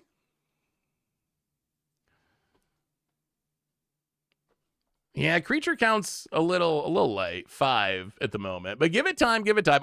We do have a lot of lands in here. We've not seen any. Does everyone just force green? We never see any green fixing. When this creature enters or dies, put a +1/+1 counter on target creature. Can attack as though it didn't have defender. When it enters, you may mill cards equal to the number of lands. This is probably just unplayable and limited. That's probably just like you kill yourself if you cast it in the late game. I feel like Lie in Wait's a cool card. It can get back our Shrine Keeper. We could just take the Cove. This dragon seems reasonable. Prowler is really, it's great. All right, let's try it. People are saying great. We'll try. Oh, it's a May. Oh, you may. Oh, that may. Okay, that actually does seem pretty good. Then I thought you had to mill, and I was like, oh god, that's gonna be that's gonna be a little sketchy in the late game when you have like 10 lands. Like you don't want your rare that you just can't cast. Well, we might just take another 20 back here. I still have not seen. Oh wait. Okay. Roamer's Routine. Search your library for basic. Well, we got to take that. There's some green fixing finally. We're getting there. We're doing it. The question is, will we be rewarded with bombs? So far, not a ton. All right, Roamer's Routine. Okay, we got our fixing. We got our lands. Show us the bombs, Magic Gods. Okay, it took us half the draft to feel comfortable, but now we can take whatever we want to. That's the position we want to be in. So we just get to take any cool card for the rest of the game. Counter spells are good in this set. All right, we'll pick up some counters. So chat, yeah, double Shrine Keeper is sweet. I am hyped about that because I feel like that card's really good. So what do we need? We have tons of fixing. We got a tiny bit of remove. Well, actually, we don't have that light. 1 removal spell, 2 removal spell. 3 removal spells. We definitely still need creatures. 8 creatures.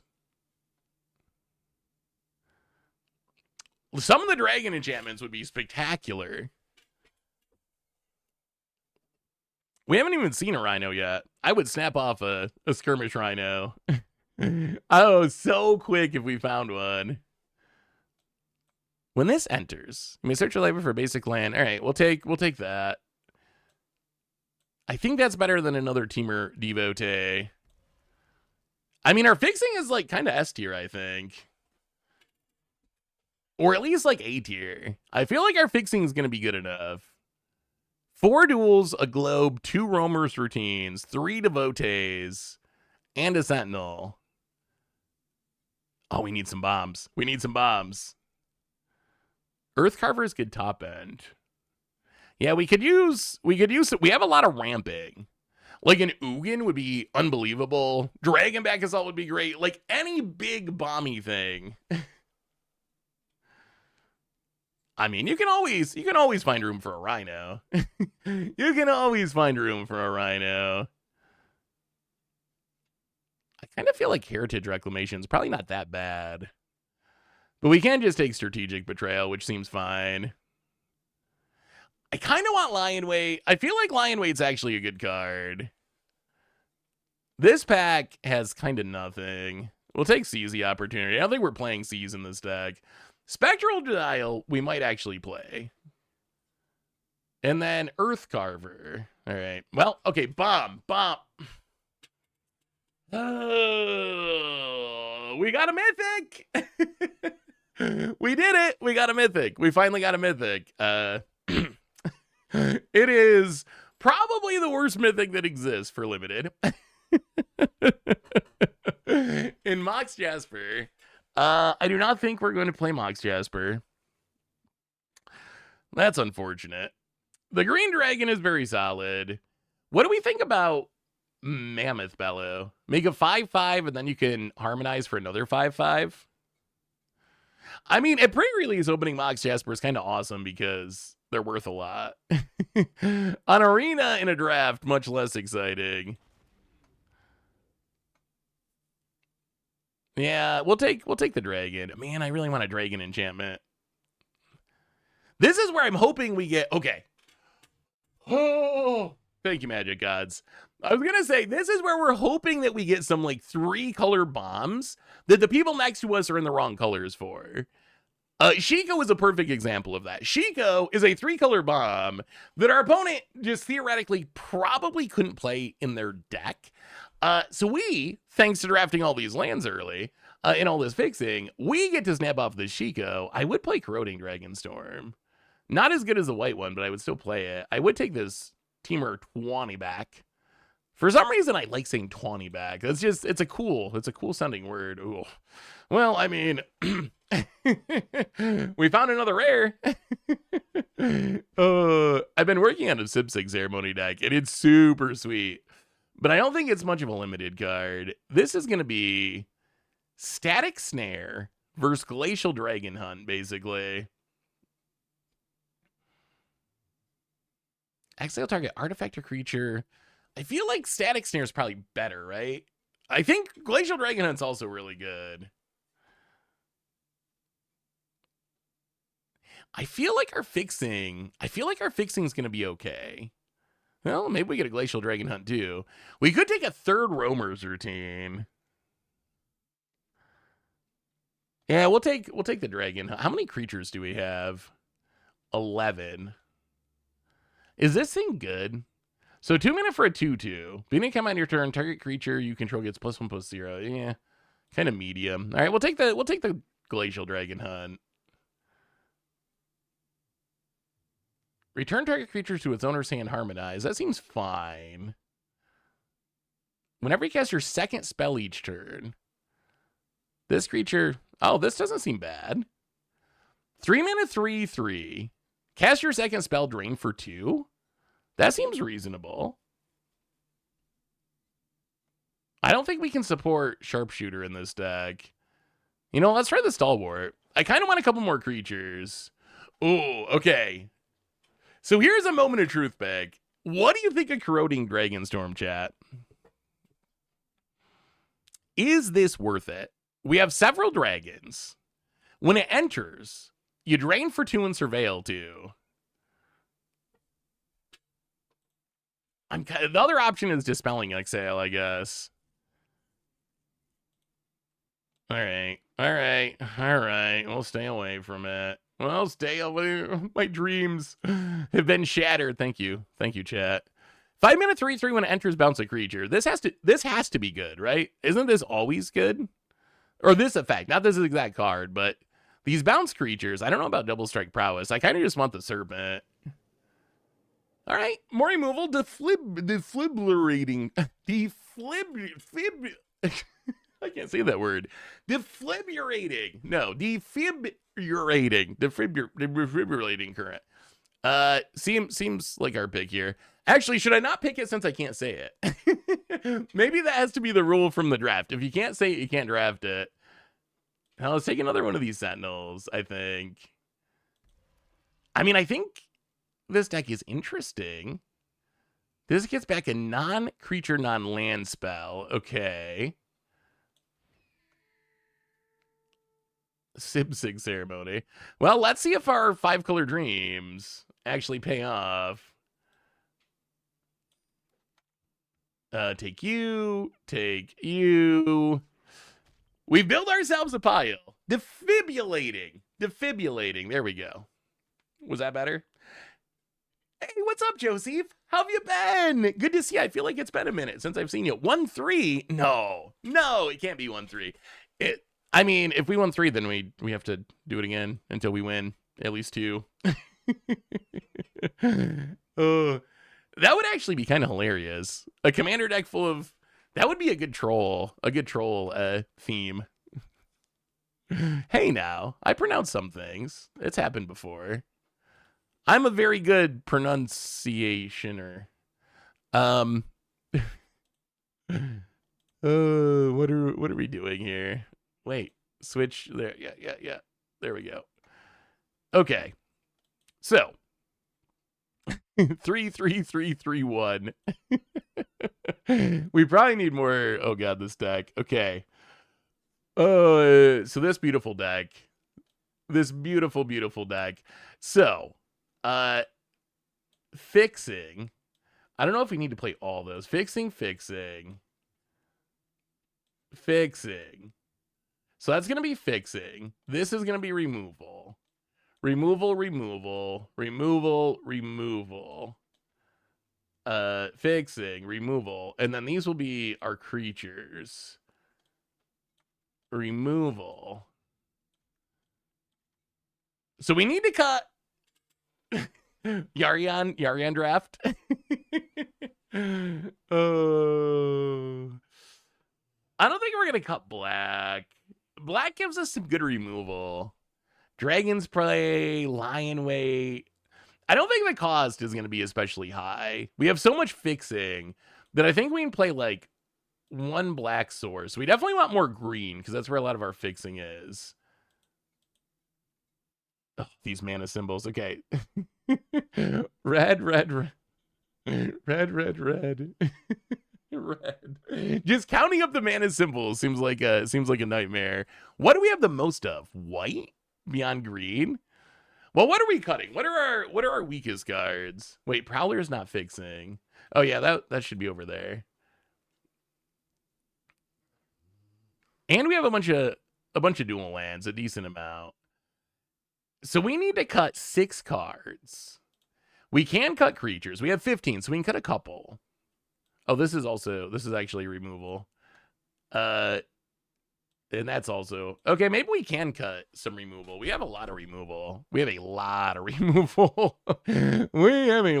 This looks like a bad constructed deck.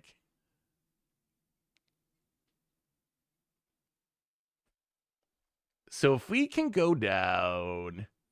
I mean, I guess we could minimize black. Like, maybe we don't play the Strategic Betrayal just because I don't know if we need to play Strategic Betrayal.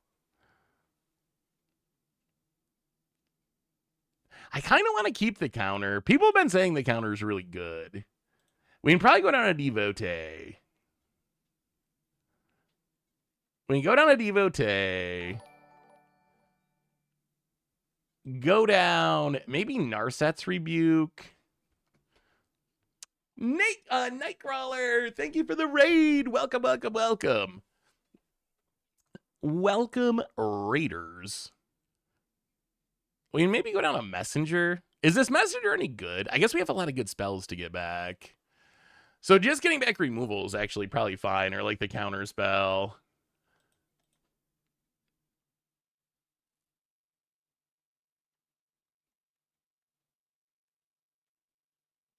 I think this deck's actually going to be fun. Good. That's another question. Is it actually going to be good? Then I'm not 100% sure about. We're going to have to wait and see on that. Maybe, are we cutting Dragon's Prey? Maybe it's actually Strategic Betrayal. Cut the Betrayal. Yeah, some card draw would have been nice. We don't really have mill, though, do we? I don't think we're actually milling with this Prowler. So we don't really have anything that's going to accidentally mill it, I don't think.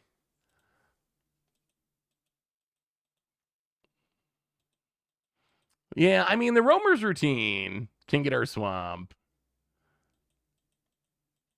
We don't really have a lot of things that need black mana. I do not know what to cut here. I have no idea. I really want to try Lion Weight. I don't know if it might be bad, but I really want to try it. So I don't think I'm going to cut that. I guess we can cut Dragon's Prey. It seems wild, but maybe we just have like so much removal that... I want to try... I have a dream of getting back my Shiko with the Lion Weight, and it's going to be so cool. And then everyone cheered, and I have this whole thing in my head, chat, so we can't cut it. We can't cut it. Yeah, I guess we can cut this thing. That's a good call. We're not really a flurry deck. Not a furry deck today. Actually, what do you think of Dispelling Exhale? Can we cut Expelling Exhale? I think we gotta run 17 lands. Maybe Dispelling Exhale.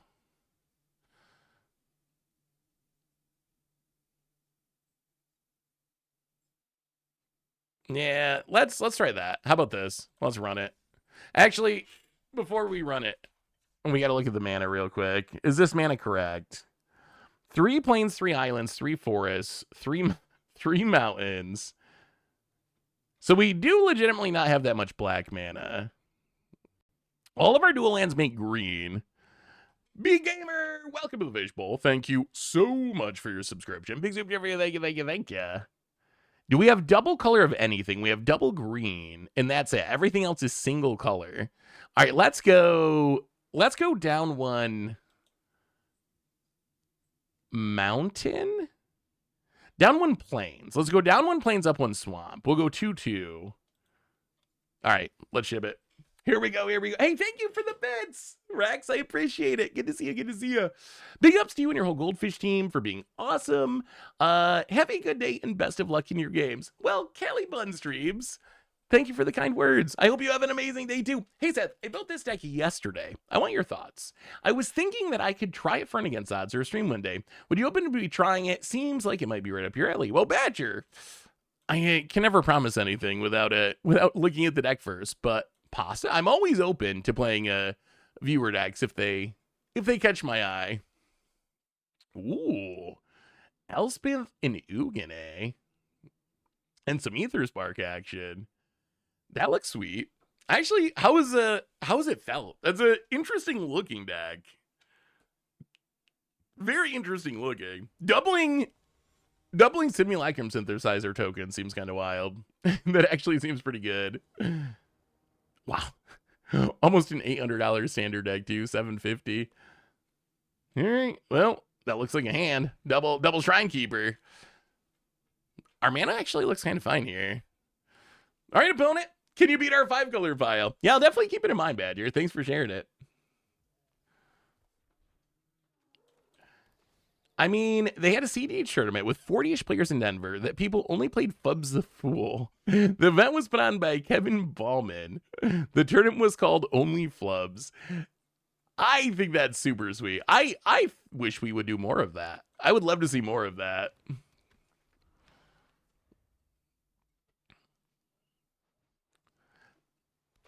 Yeah, I feel like there's enough bombs in this set that it's worth having Spectral Denial around. Well, let's play this Tawny back. Do a little loot in. Ooh. Are we discarding Spectral Denial?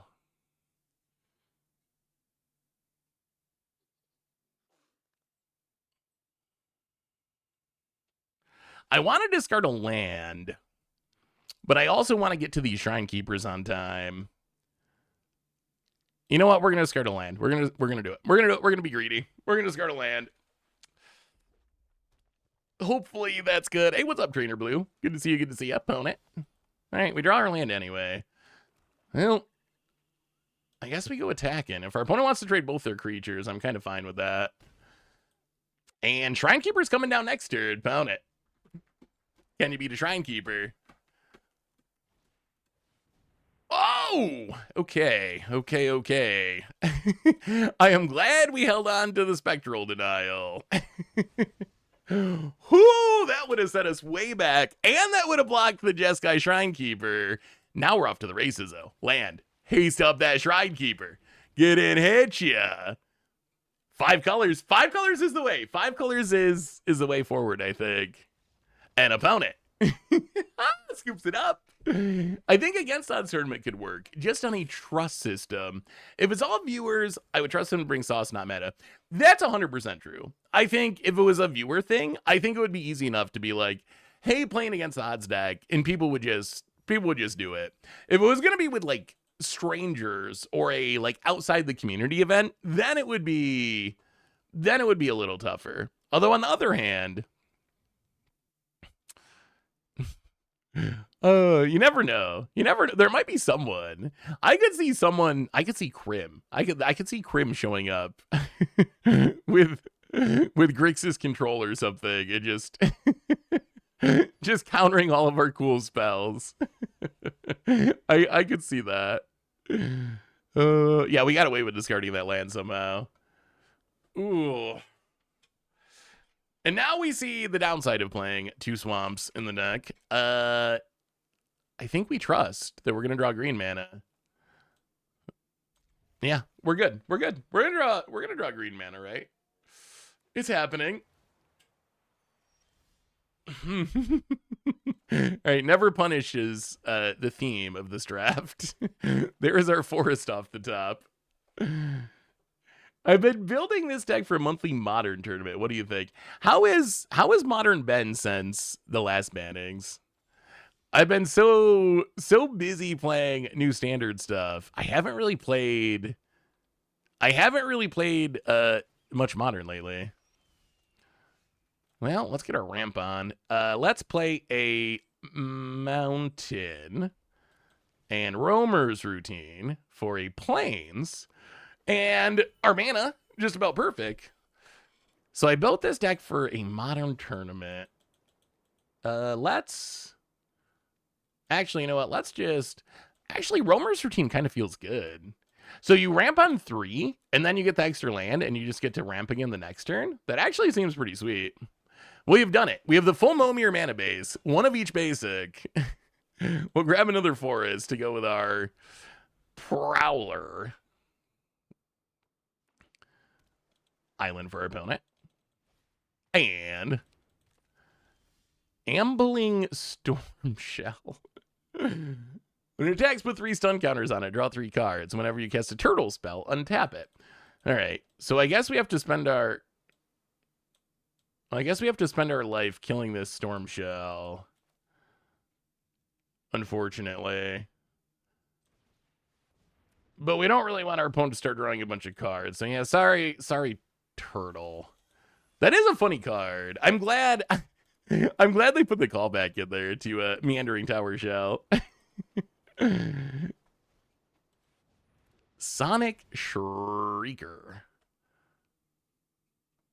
Well, that's awkward.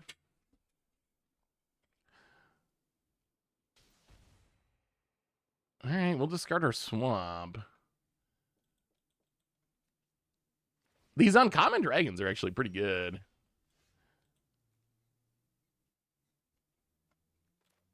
Thankfully, they are no match for Kintree Severance. Oh, it's an instant too?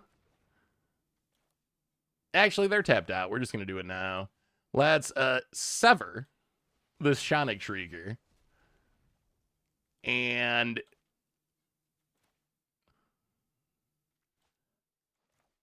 yeah, let's just get it back. Let's play the messenger.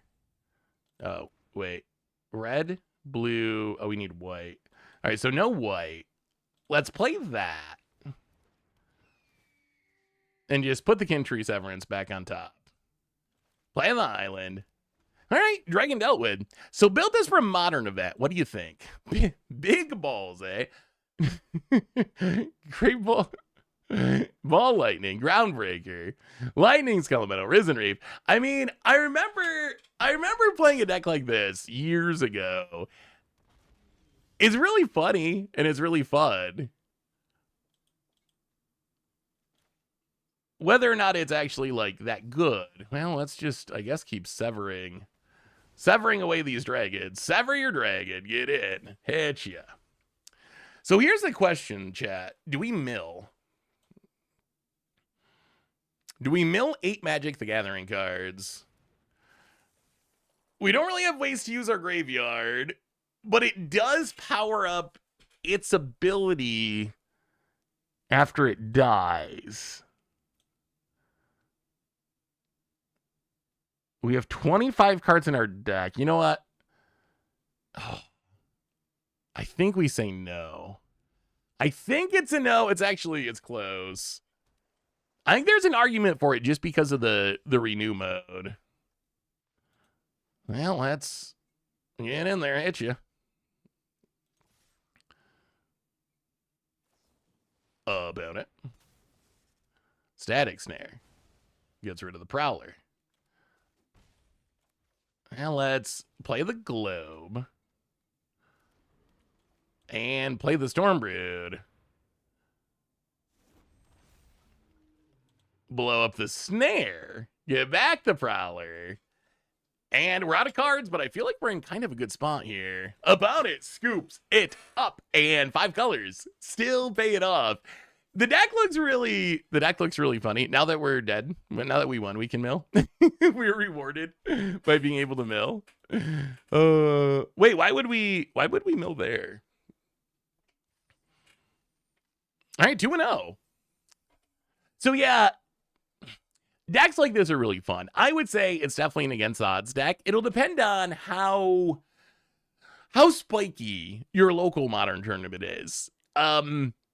If a lot of people are playing brews, I think you'll probably get some wins with it. It can do some really cool things. Like, the synergies are neat, right? Of like Thunderkin Awakener getting back Skelemental. Obviously, the dream draw is like turn 1 Hierarch, turn 2 Skelemental, eat away your hand, get it back the next turn with Thunderkin, eat away your hand.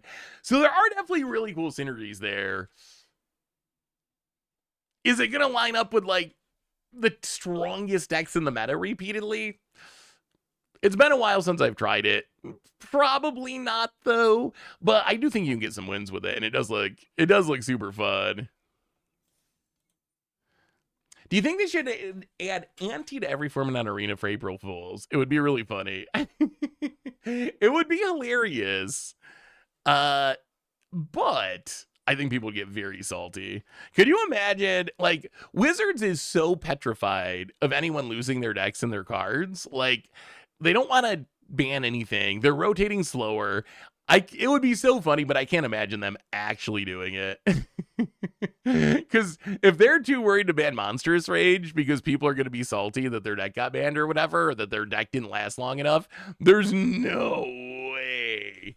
They're just going to randomly have people start anteing, as funny as it would be. Interested to see how you would build a Deadpool EDH deck. I haven't built one yet. At first glance, my thought would be... just try to copy it a bunch of times. Like, the more times you can copy it, the better. So any sort of clone shenanigans, but I'll have to think about it. I know Krim was super hyped about it. I'm pretty sure when it shows up on Commander Clash, it'll be Krim playing it, because he was very gung-ho. Hey, what's up, Doug? How are you? I'm shocked that you're not playing Modern Orzhov Blink today. Wait, why is that, Doug?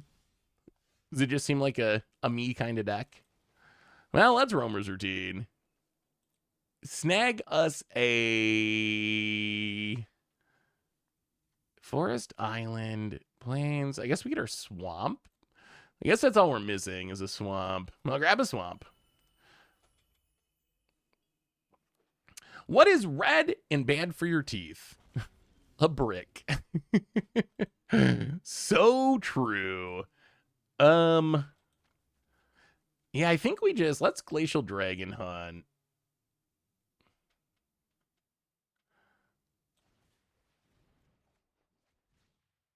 Discard the Sentinel.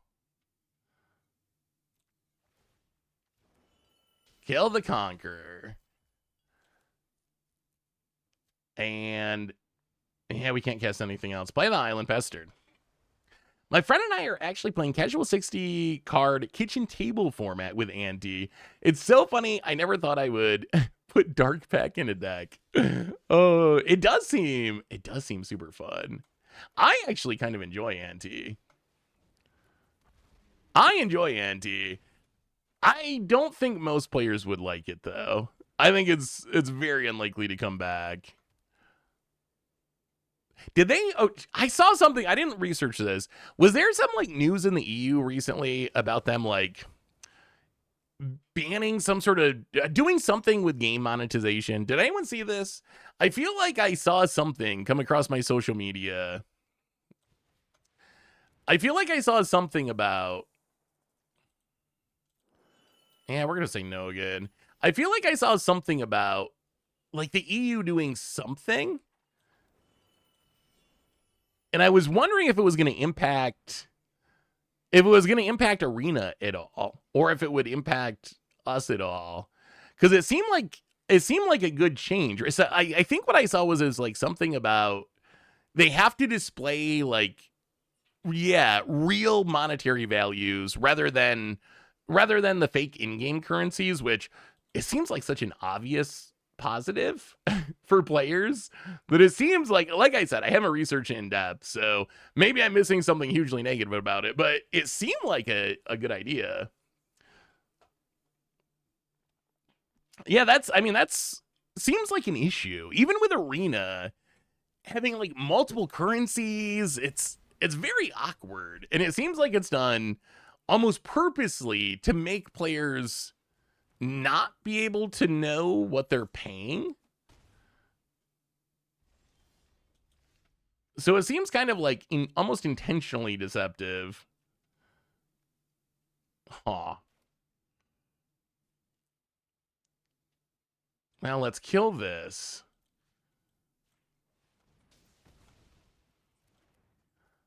Play a land. And yeah, I guess we just run out the Team Tawny back. At some point we can get rid of this ringing strike mastery. One of the things they stopped is limited timed things when it's digital, so there's no FOMO. Oh, that seems smart too. The EU does such a good job at a lot of that stuff compared to your. Like, that's the thing, right? Like, when it's intentionally trying to confuse people so you don't understand how much real money you're paying, I feel like that's kind of an issue. Like, that kind of seems like an actual issue. And it seems like that's what some of those games are doing. Hey, Zeth, looking back on it now, the 3 lottery ticket cards, expeditions, inventions, and invocations.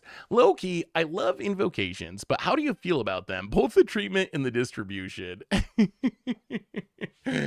So, I would say mid. I feel kind of mid. I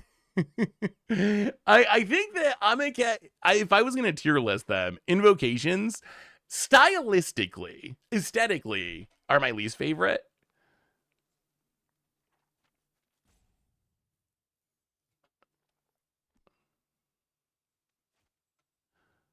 Huh.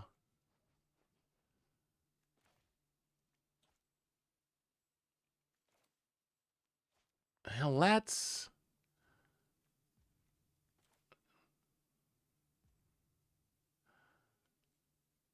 let's play this. Get rid of the ringing bell strike.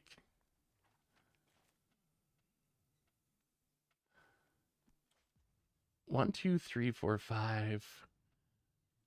Yeah, let's just pass. We're gonna pass the turn. See what happens. Yeah, I'd rather Kin Tree Severance the Detain, I think, because I don't want them to get it back. Creatures you control at +1/+0. Whenever you attack, mobilize. Okay, sure. That's kind of fine. I think the plan is just get back the Tawny back. Let's just get back the Tawny back. And then we can block the token. So snipe that.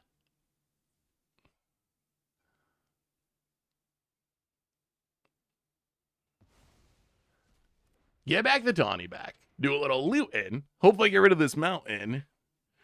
Ooh, Static Snare. Okay, Static Snare is not bad. We do have a lot of removal in this deck. And we're going to block. If our opponent has some shenanigans, that's kind of fine.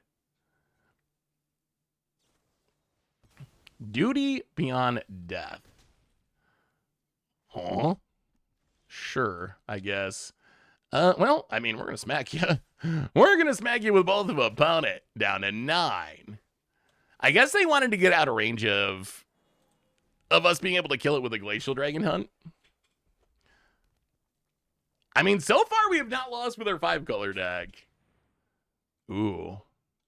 Oh, their graveyard's not that good. That's fine. Opponent gets back the Messenger. Sure. I mean, opponent's kind of close to being dead. I think they might be dead. We need to hit a non-land. If we draw a non-land, our opponent's dead. Get rid of the Grappler. All right, that's a non-land. Glacial Dragon Hunt. And opponent. Dead. I mean, we might have broke it. We might have broke it with 5-color. We broke our way to bronze at least. I mean, so far, I will say that this feels better than our first deck. And I don't think it's that we just opened more bombs, because we still didn't really open bombs. So I don't think it's that we just opened a bunch. Oh, we had to restart. Avert your eyes, chat. Avert your eyes. The desktop, I will warn you, it's filling up. It's filling up. Wait, what is this? What is this art of?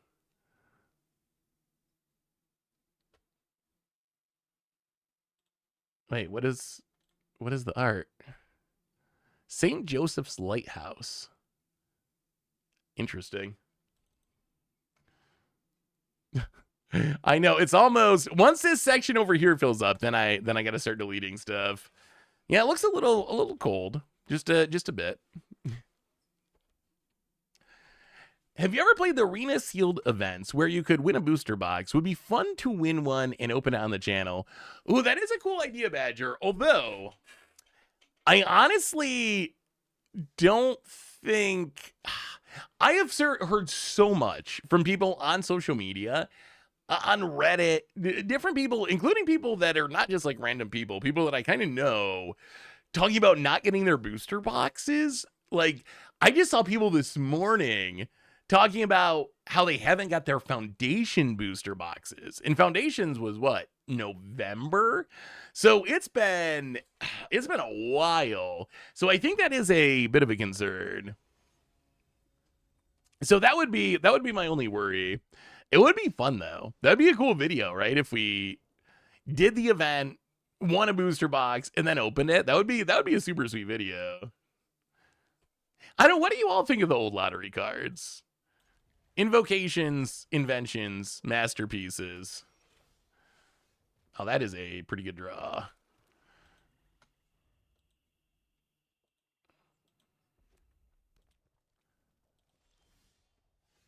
Now let's play 8 plains and snag us a forest with our Embermouth Sentinel.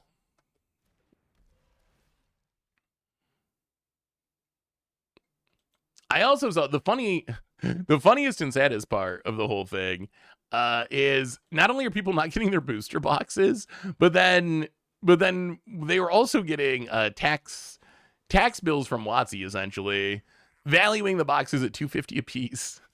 So you have to pay $250 a pop on your taxes, or count that towards your income. But then people were also not getting actually getting the boxes. Any tips for someone who just started out Arena and is free to play? So, Foratoir, welcome to Arena. Arena is super fun. I love it. My favorite game by far. So, welcome to the Arena community. My advice would be, do all the free stuff. Go through the color challenges, all the new player stuff, because they get you a lot of cards. And it also is going to help you learn the client. So, make sure to do that to get all the free cards you can.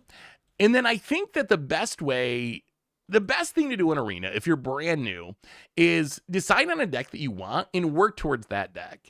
And it's probably going to take you like a month of grinding to actually get to the deck that you want. And then hopefully you can use that deck for a few months and build up some resources to build more decks. The other plan... Opponent's getting pretty aggro. The other plan is to play a lot of limited. If you want to do some drafting, that can be a really good way to get cards, but it depends on how good you are at drafting. If you just get crushed in drafting all the time, it's a worse way of getting cards than just buying the packs with your gold. But if you get decent at drafting, it can become actually the best way to get access to cards. Seth, I'm dumb. The statement exists without context. I'm right there with you, Mega Magic Carp. But the context is, did you ever do anything with Skullport Nexus? Oh. Does anyone in chat remember? I think we actually mill 3 this time, especially with this messenger in hand. Oh, no! We milled our Shiko for no reason. Okay, that's awkward. Cannot get that back with a Monastery Messenger. Does anyone remember, did we do anything with... Man, this attack has me a little nervous. I feel like we're about to get blown out here. I feel like this is about to go badly, but what else are we supposed to do? Mardu on the play is a scary matchup. Opponent, indestructible and death touch. Hooray. Okay, yeah. We draw forest.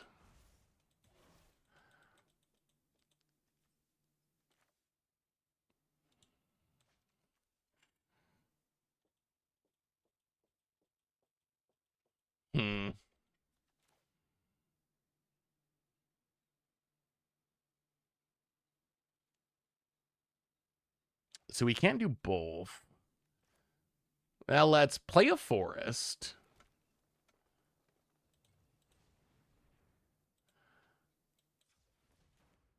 Roamer's routine.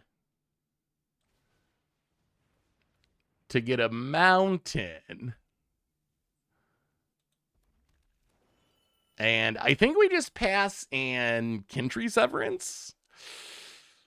I think that's the idea. Get rid of this pack piece. That's kind of...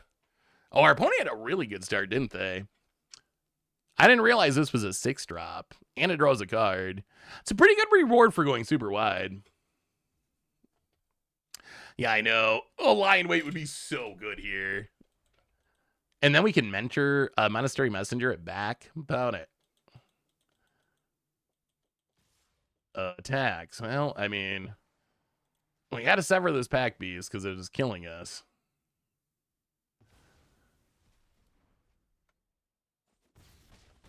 Down to 10.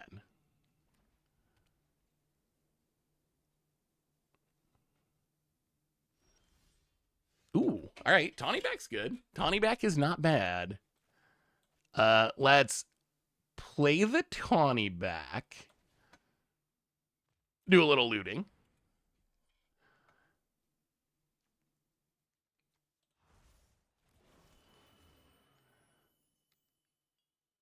Definitely want to discard the land for this Prowler. Opponent. Going to kill it. Ooh, Shrine Keeper. Well, okay. Run out the Messenger.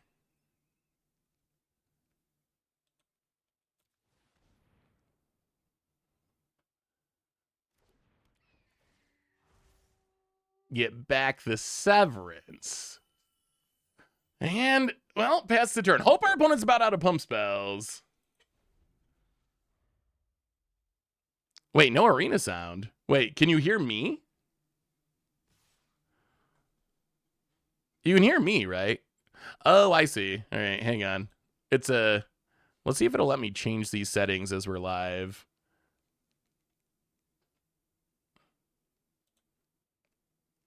Well, we got to block, I think. Come on, no shenanigans. No shenanigans. Our opponent loves that Death Stretch Indestructible thing. And a Mardu Monument. Well, this is going to be very close. Land for our opponent passes. Well, let's play the Shrine Keeper. Prowler the Shrine Keeper. And we're gonna stay aggro. Hit you for 7, down to 11. Gain a life, draw a card. It's a forest, that's fine. Pass the turn. So we can take 6, but we're not dead. Hopefully they can't kill the Shrine Keeper. Hopefully they're out of pump spells. Found it. Mardu Monument. So many 1/1s. Found it. Gets in, hits us. We need the Shrine Keeper off the top. One more Shrine Keeper off the top. Down to 3. Opponent passes. Ah! Yes! And that's Xaxes. Woo! Oh, we called that one. We called that one. That is the exact card we needed. Oh, I thought our opponent was going to get us there. I mean, that's why you put 2 Shrine Keepers in your deck. Oh, okay. Dragonstorm Globe actually feels pretty decent. It actually feels pretty decent. Shrine Keeper feels great. I feel like these uncommon dragons are so good. I mean, undefeated. I feel like... I mean, that was definitely super lucky. I also feel like 5-color piles is kind of my comfort zone when it comes to limited. I feel like I'm very comfortable. All right, maybe we'll get some arena game sounds going. Wait, why didn't I hear that? Oh, I just barely heard it. It's still very quiet.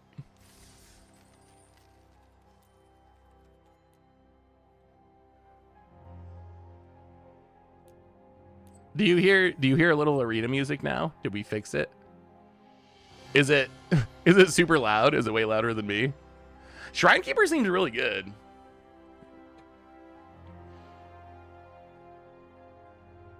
I mean, maybe we go 7 wins. I'm just saying. We got 4 and we haven't lost yet. This might be our 7-win run.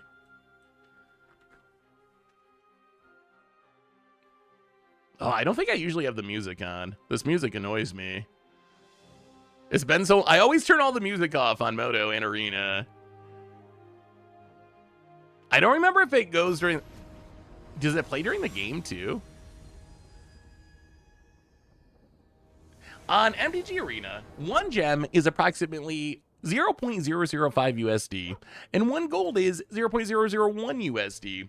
If you're going to use gems, a pack is $1 or $1.17 in gold. I'm sorry, chat. I can't do this music. all right, we're gonna... I knew there was a reason that slider was all the way down. We can turn up the other stuff. That's fine. The music, though, I think that actually takes away from the game a little bit. This is fine. We got our Sentinel to get our missing colors. Yeah, I think more of it would probably help. More variety. I guess it makes sense that they charge a little bit more for... I mean, it's not consumer friendly, but I can see why they would charge more for gold, I guess, which is... That's the free currency. It would be nice if it was just actually displayed and you knew exactly what you were paying. I feel like that would be a great standard for games. Yeah, all right, sure. Opponent gonna kill our random fixing thing. That is fine. We will just... Yeah, I mean, play a swamp, play the globe. This ramps us into our Shrine Keeper. Shrine Keeper's been like our best card. Yeah, Globe Wars. Found it. More globes. Sure. Well, we will play land and do a little Shrine Keeping. Get in there. Hit ya. Draw a card. All right, opponent. Show us your Shrine Keeper. Oh yeah, we were full on 5-color file. Opponent has a dragon. Well, I guess we need to... Actually, we can do this. Let's just Iceberg Serpent. Bounce it. Shrine Keeper, yeah. Draw a card. And play Thornwood Falls, go. I mean, we actually just want them to play this dragon again, because that eats up their entire turn, and then we just answer it again. Opponent was very, very dedicated to the globe plan. Tap target creature, put 3 stun counters on it. Huh, okay. That's not nice. Well, I mean, we have a dragon, so we might as well play this thing. And actually really ramp. Grab a mountain. And yeah, I mean, I guess we just play a land, hit you for 3. Pass the turn. Yeah, that's a lot of globes. That is a lot of globes. And a rescue leopard. Well, I guess we get rid of the dragon. Oh, even more lands. Okay, we're kind of flooding a little bit. Get in, hit ya. Thought I'm gonna trade with the serpent. Drop to 9. Do we run this out for no? And we're gonna wait. We're gonna be patient. I do wish we had a little card draw. A little card draw would be good. Found it. No one expects the 3rd Boulder-born dragon. My goodness. That is more lands than we were hoping to draw, I will admit. There's slightly more lands than we were hoping to draw by now. Found it. Gets in surveils. Hits us to 17. We have so much removal in our deck. Sonic Shrieker. I mean, I guess their globes are starting to pay off. Oh no! My goodness. Wait, 1, 2, 3, 4, 5, 6, 7, 8, 9, 10, 11, 12. 1, 2, 3, 4, 5, 6, 7, 8, 9, 10, 11, 12. Okay, chat. It's been a minute. I gotta do it. I can't resist. I can't resist. How unlucky are we? 40 cards, 17 lands. We've drawn, wait, was it 19? 18. 19. We've drawn 19. 12 have been lands. How unlucky are we? All right, so about the 1% bottom of possible draws. 98.6% of the time we will draw less lands than this. I mean, I think we're pretty dead now. Yeah, well, that's what we get. We're getting a little cocky. The Magic Gods. The Magic Gods heard us talking about 4 wins in a row, and we're like, you think it's kind of like in the real world, like, you know how every once in a while people get a little egotistical. They think a little too highly of themselves, and then they yeah, there's no way out of this, right? We get back the Serpent. It does 3 damage. Yeah, we're dead. It's kind of like in the real world. People, they think a little too much of themselves. Start to forget that we're tiny little things flying through space, and then nature is kind of like, you know what? Let's have a hurricane. Let's have an earthquake. Let's have a blizzard. Let's remind these people that they're not actually as powerful as they think. I feel like that's what Arena just did to us. We were getting a little bit too excited about 4-0 start to this draft, and Arena's like, remember, you're playing Magic. I am in control here. Hey, what's up, Halfway? How are you? At some point, I'm going to do a video about Arena being rigged, because I am fully convinced that Arena is not rigged. At least rigged in a conspiratorial way. Like, yes, I know that you have hand smoothing in best of one and stuff like that, but I have never seen any convincing. Yeah, apparently that Dragon Orb is busted. Our opponent just played all the orbs and it worked. I might have to do a video. I've always thought about it. Doing a video basically responding to all the accusations people make about Arena being rigged, because I just don't see it. I don't see it. I really don't. I really don't see it. I just don't think it's true. Hey, what's up, Cat Cam fan? How are you? Good to see ya.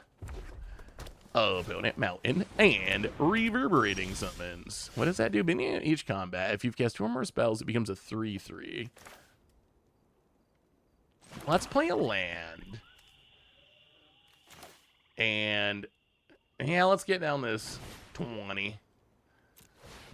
With the help of our devotee, do a little looting. Okay, there's a land. What do we want to discard, though? I don't really want to discard anything.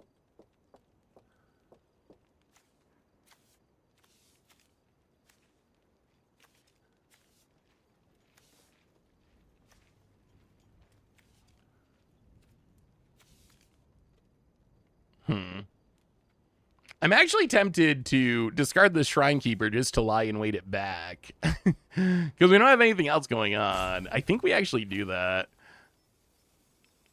What if they kill... If they kill the devotee... Yeah, we're going to do it. We're going to be a little greedy. We're going to discard it. Get and hit you. I feel like this makes the most sense, because then we can just lie and wait it back. We hope they play a creature. And we can just lie and wait back the Shrine Keeper. Alright, opponent does nothing. Oh, Roamer's routine, though. Well, let's... go to combat. Do some attacking. About it. Taking their beats. Well, play a Plains. Roamer's routine.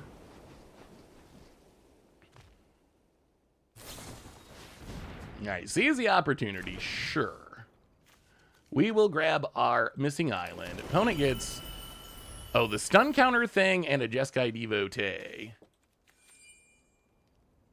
Is this card good? Riverwheel Sweep. So can be 3 mana. Tap a creature, put 3 stun counters on it. Exile 2 cards, choose one of them, and play to the end of your next turn. Opponent is going to stun our 20.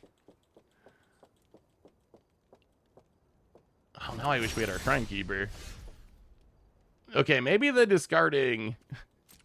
Maybe the discarding the Shrinekeeper plan was not our best plan of all time. Well, I guess we'll just keep ramping.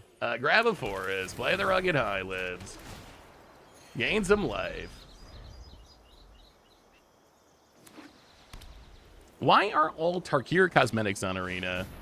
That is a good question, and I do not know the answer to that question. But I've noticed it too, that some of that stuff's missing. I know some of it they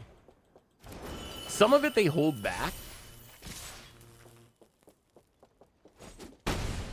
Wow, opponent getting aggro. Wow, opponent going super aggro.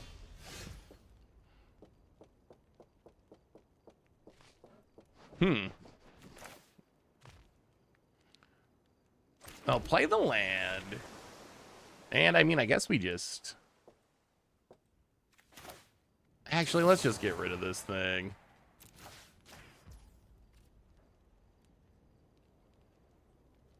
Actually, no. We need that white mana. So green, black, whatever. Kin Tree Severance. Get rid of the Equilibrium.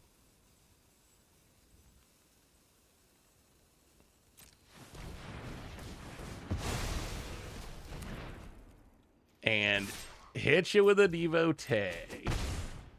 Down to 9. Gonna be close, opponent. Some of them they use for the... Yeah, we can't lie and wait it because our creature's power is only 3. So it wasn't quite big enough. I wish we could. We need them to play a smaller creature. And then we can do it. Interestingly, I think we have the mana. Green, black, whatever. I think we have the mana where we can kill it. And we can lie in wait and get back the Shrinekeeper and play it all in the same turn, I think. Green, black, blue. Yeah, we do have the mana for that. Opponent really likes this Riverweald sweep.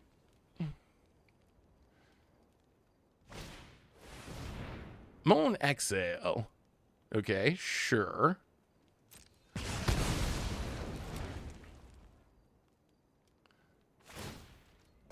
And opponent goes combat. Well, we are going to Static Snare. Get rid of that thing.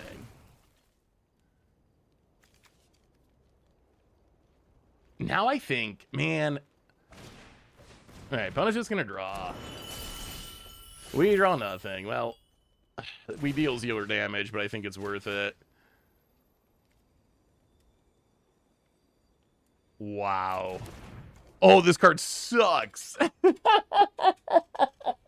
It's not a May ability. Oh, no. Really? Wait, it doesn't say up to? Seriously. Who designed this card? Gavin. Okay. Well, I guess we have to kill this. Wow, that's so awkward. Hell, I wasn't going to untap for a bunch of turns anyway, and we really want the Shrinekeeper, so get in, hit ya. Down to 6. Draw a card. Oh my, it's happening again. 1, 2, 3, 4, 5, 6, 7, 8, 9, 10. It's happening again. We're getting the 1% draw twice in a row. Opponent. So many lands. Hey, Seth. The Pauper shakeups have really opened up the format. I'd love to see you sling some more commons again. Maybe a 5-color land Billistard Spy combo deck seems right up your alley. I've been thinking I should try some Pauper at some point.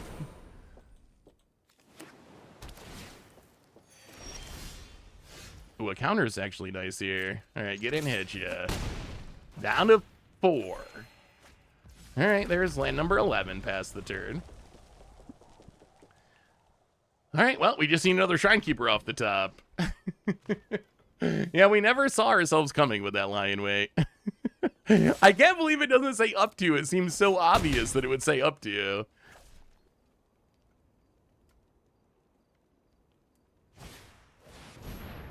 Monastery Messenger. Well, okay, they have 4 mana up, so 5? Counter it. Land for our opponent. Passes. Ooh. Ooh. All right, we will play a messenger.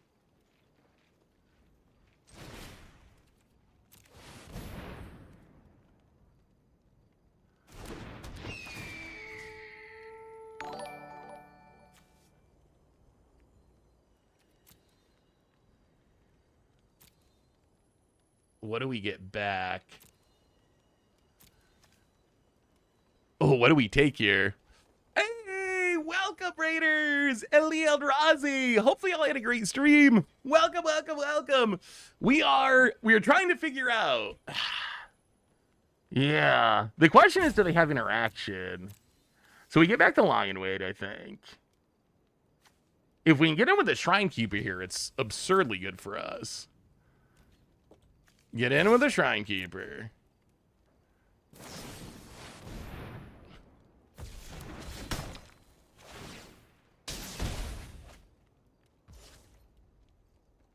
You gotta be kidding me. You gotta be kidding me. New way forward. Oh, well, I probably should have saw that coming. Our opponent was, I mean, if it is ridiculously hard to make work, but if you make it work, it's actually kind of busted, and our opponent gets the win is the result. Wow. We almost overcame the greatest flood in the history of mankind. Whoa, I can't believe that one. Oh, that one was so brutal. Oh, well, all right. 2 in a row. That is unfortunate. Should have held back to block Menace. Yeah, we got to draw the card, though. We gotta be able to draw the card. Shrine Keeper is not very good on defense. Shrine Keeper really wants to be attacking. All right. Well, let's oh, we got to keep. I feel like, okay, here's what's going to happen. I'm going to tell you, chat. I know what's going to happen. I know. We're not going to hit land number 3, and we're going to die with this Roamer's Routine in hand. That is my fear. But we need to keep this hand because how do you not keep this hand? And hopefully that doesn't actually happen. But I am a little worried that we're just not going to hit land number 3. That seems like how a draft. Okay, we hit the land. We hit the land. Okay, we got a shot. We got a shot. We're in it. Found it, swamp, and I mean, this hand is good if we get to cast our spells. Ooh. Okay, this hand is bordering on great. Roamer's Routine. Grab our planes. Okay, we need one more land. We need one more land, and we're to Shrine Keeper Town. And that's a pretty good town to be in. That is a good place to be. Hey, thank you so much for the raid, by the way, Lee, if I didn't mention that. Richard did, yeah. Talking about it on the podcast made me want to play limited. Ooh, all right, a little tapped, but well, let's just pass. Leave up the Kin Tree Severance, and then we can Shrine Keeper next turn, hopefully. Opponent. Combat. Gets in. And let's just snare it.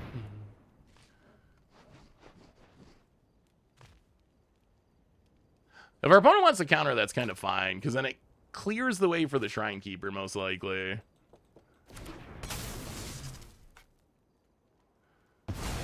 Well, snipe the Hunter.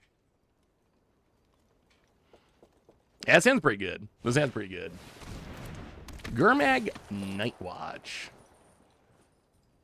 I feel like if this put the card in your hand, it would be very good.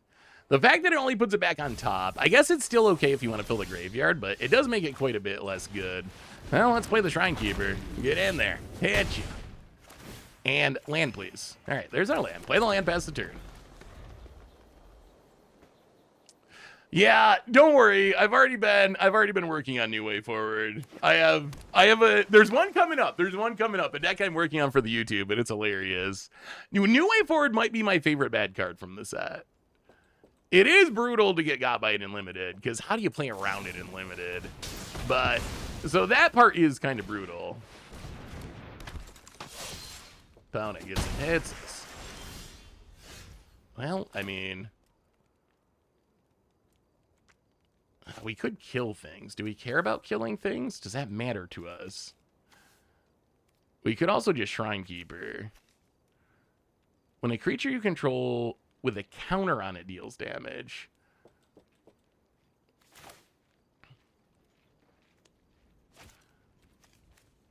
Yeah, all right. We're just going to Shrine Keeper. Shrine Keeper's too good to pass up. Get in hit, you draw a card. Oh, wow, what a draw. That is the best draw. Now we actually get to kill it, too. We will discard the Serpent. Kill the Tomb Guard. And this hand is pretty solid. Seth, have you seen a deck in Standard based around the interaction between Avenger of the Fallen and Illicit Masquerade to reanimate your whole graveyard? I kind of want to reinstall Arena to fool around with it, but I can't find anyone else who did something similar for card ideas. Wait. I'm going to have to look these cards up. Avenger of the Fallen and Illicit. Let me look up Illicit. I have not seen anyone do this. And I don't even remember exactly what Illicit Masquerade does. So opponent exiles Glacial Dragon Hunt from the graveyard, draws a card. We're still going for 7 wins with this deck. I still have faith that we can get there. Found it. It's us. Down to 17.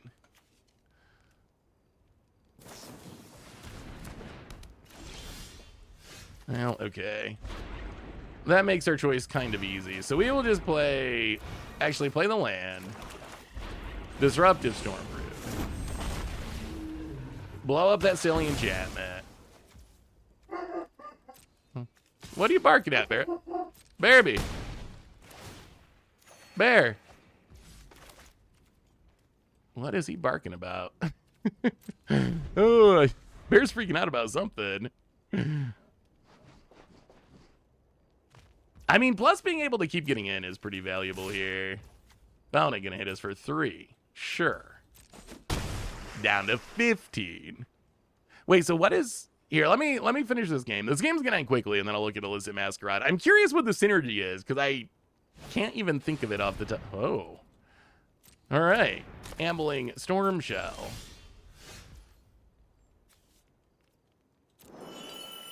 Now let's just... sever the Storm Shell. Actually, it doesn't have reach, right? Why are we even severing that? All right, let's hit you with our dragons. Opponent down to 5. Ooh, Shiko. Okay, now I guess we will actually get rid of the Storm Shell. Get rid of the turtle.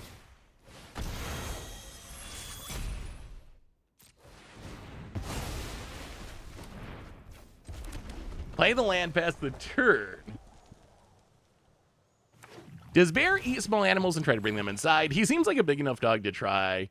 Thankfully, no. There's been a couple of times when he's like ran into an animal outdoors and gotten like a fight with a raccoon or something, but thankfully he doesn't bring him inside. That would actually be kind of annoying. They'll hit you and attack you and good game ya. And okay, 5 wins. We need 2 more. I want to take a minute to thank you for the detailed blow-by-blow commentary in your videos and streams. As someone who drives 4 to 7 hours a day for a living, it's really nice to be able to listen to your videos like a baseball game on the radio, but for Magic.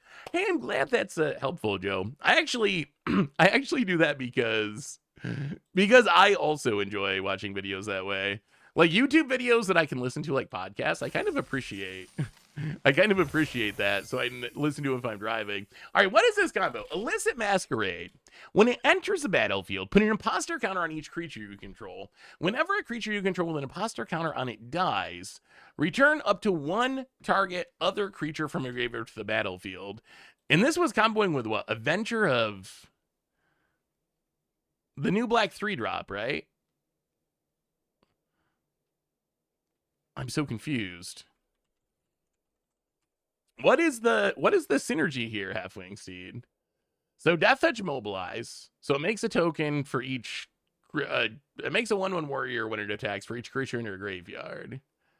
So you put the imposter counter on the Avenger, and then when it dies, I I'm confused, Halfwing Steed. I'm not seeing a synergy here.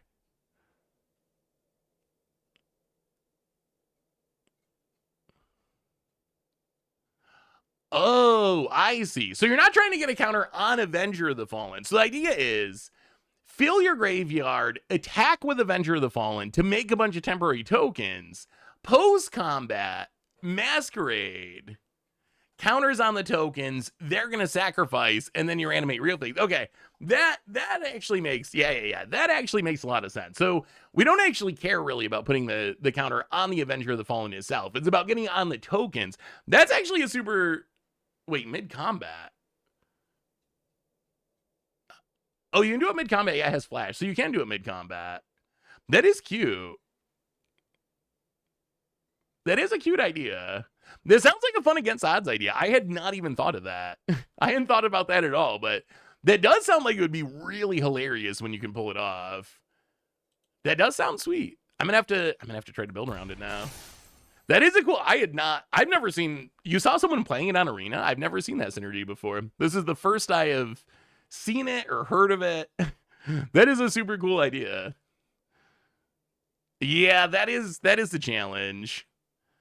But I mean, I guess like even if you just got, it would be much less spectacular. But even if you got like a couple of big Velgavoth and an Atraxa or something in your graveyard, and you only made 2 tokens, it would still be pretty game ending if you could pull it off.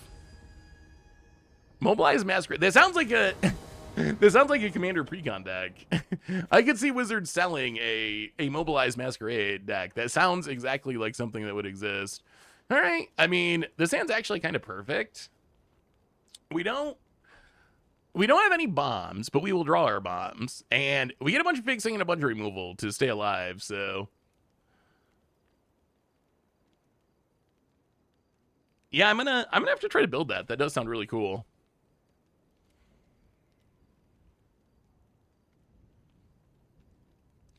All right, opponent. We need 2 more wins. 2 more wins. So first draft we went 5-5-3. This draft we're back to 5. We got to get these last 2. What is my least favorite card of all time? For a long time, it was Karn Libra. It's so funny because a lot of the cards that I hated the most are old Modern cards that are no longer problematic or annoying because they've just gotten power crept. For a long time, it would have been like Tron, probably Karn Liberated or Urza's Tower or something. But Tron is just like not a, I don't know. It's been power crept by other things. So it seems silly to hate on it just because it's not really good enough to hate on anymore. So I need to find a new most hated card. Ragavan, like Modern moves so quick. For a while it was Ragavan. Oh my god, did I hate Ragavan. But then Ragavan also kind of got power crept out of the format. Now let's play this Mountain. Let's play our Embermouth Sentinel. And I think we just take blue. Yeah, let's take blue. Beans, yeah. If we're going by like what I hate the most right now, it's probably Monstrous Rage. Although I feel like that's a short term. Like sooner or later, that's gonna salve itself. Like it won't always be there. I do have faith that it will get fixed at some point. How long that takes is anyone's guess, but. Whenever one of our counters are put on a creature you control, if it's the first time it's been put on that creature this turn, put a +1/+1 counter on that creature. So you double up the counters. So you can do that with this thing next turn. All right, let's Roamer's Routine for a Plains. Pass the turn. Plains for our opponent. Gets it. Wow, they didn't attack with the Stalwart. I think our opponent missed that it has Menace, but we're kind of okay with that. We could use our opponent to miss something, but it doubles the counters. Yeah, we're going to take it. Down to 17. This turn, we'd actually love to draw a land. Okay, that works. Frontier Bivouac. So play the land.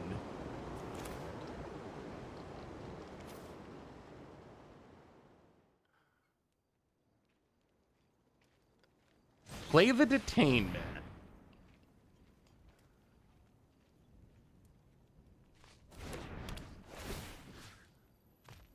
Get rid of the Descendant. And I think we actually just go attacking. If our opponent wants to trade, we're kind of cool with that. All right, down to 19. I'm building a commander deck with my all-time favorite cards in color combo. Give me Forging Storm Brood. All right, 4/4. Remove all counters from a target. Okay, sure. You may remove my counters. Opponent gets in, hits us. Teamer Devotee. We need some removal. Some more removal. And we need it kind of soonish.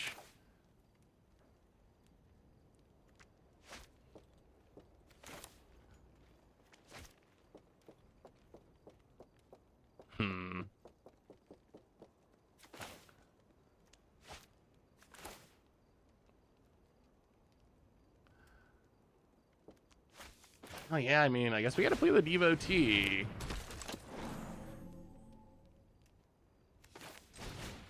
Roamer's Routine.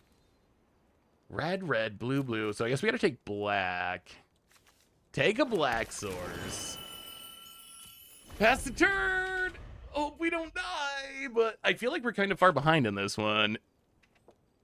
I feel like we're falling kind of far behind. Opponent gets in with the Storm Brood down to 10.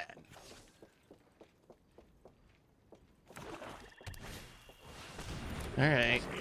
Nightblade. Mobilize 1 when enter Surveil 1 and Death Touch. We need a way to kill this dragon. Jeskai Devotee. Well, we're finding all the devotees.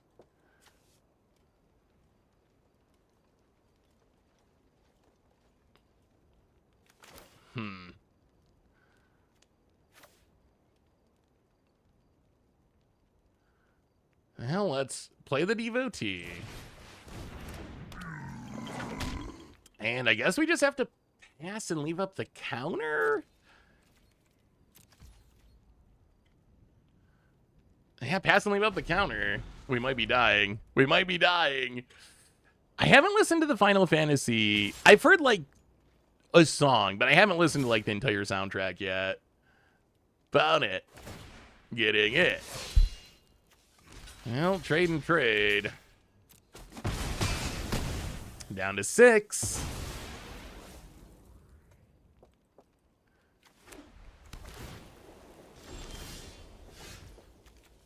Okay. Okay, that's good. That is what we were looking for.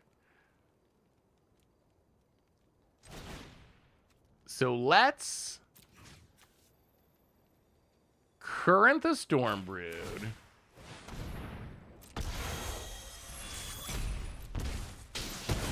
So we lose 2, but we get it back. And then play the Messenger. Get back the current. Pass the turn, stand defense this turn. Okay, hold. 1 turn without a bomb. 1 turn without a bomb. And I think we stabilized. Come on. We just got to survive this turn without something big coming down. Because then we'll have up our counter and we'll have the removal spell. Opponent plays a land. And is the 7-win dream alive? Opponent scoops it up. Okay, it all comes down to this. It all comes down to this. It all comes down to this.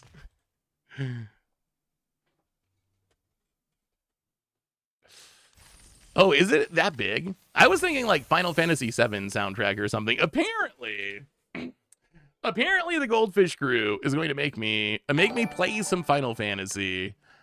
Is like a Patreon thing. Before the set comes out. I don't know why they conceded. They knew the removal. They must have had 2 lands in hand and saw the removal spell coming back. Even then, I don't think they were dead with us at 6.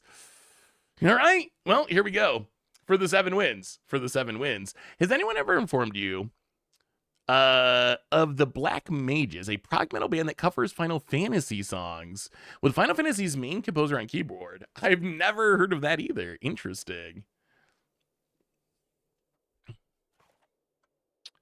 It'll probably be 7, I guess. I don't know. And like, the games are like hundreds of hours, right? So I think it's like It's not going to be a full playthrough because there's no way I'm going to spend a month playing Final Fantasy for a Patreon video.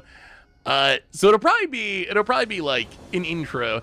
I imagine what it'll be me trying to play Final Fantasy while the rest of the crew laughs at how bad I am at playing Final Fantasy. that would be my guess. Is it's going to be something like that? Because I imagine I will not be very good at it. No, I don't play games like I've never played games like that. So yeah, I'm sure it'll be an adventure. Phone it. Sinkhole Surveyor. That's kind of an issue.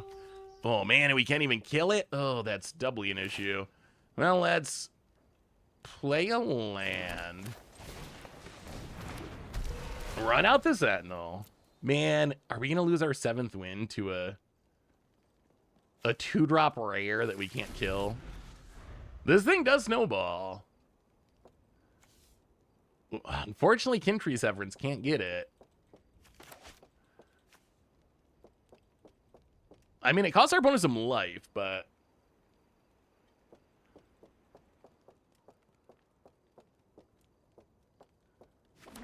Opponent. Planes. And Roamer's routine. All right, opponent, gonna do some roaming. Gets in with the Surveyor. Makes a 1-1. Well, we will play a land. Play the 20 back. All right, loot away one of our many, many lands. And, yeah, pass the turn. Opponent. Land. Gets in with the Sinkhole Surveyor. You're gonna make another 1-1. Down to 19. Barren Step Siege. Wow, that was pretty good. Well, there's a static snare, though. Well, let's go to combat.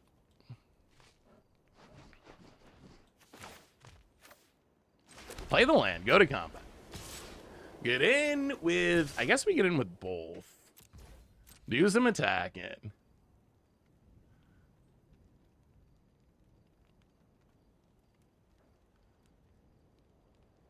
The race is on.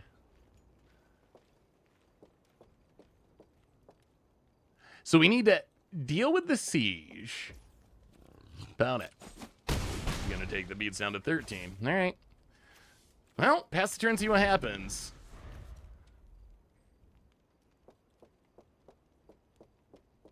We can deal with the siege. Found it. Combat. Found it. Attacks.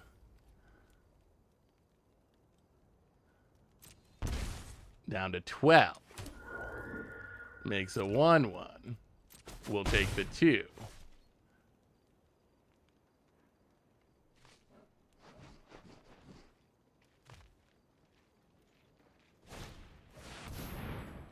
Enters with 2/1 plus and counters on it. When this creature or another creature can rise, if it had counters on it, put those counters on. Okay.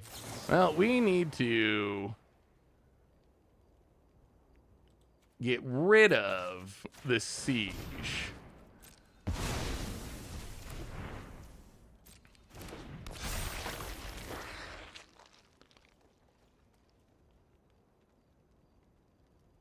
We could still use a good draw here.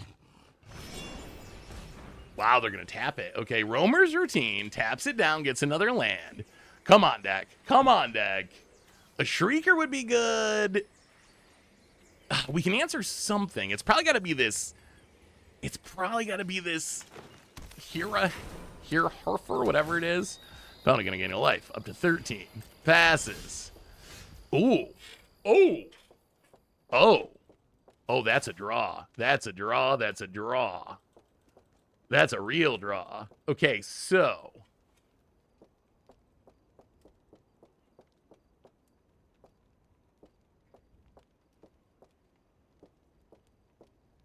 How do we do this now?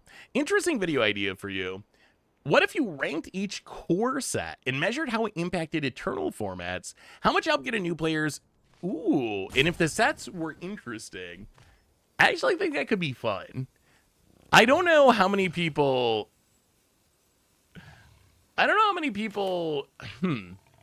Yeah, I'm curious if other people would be interested in it.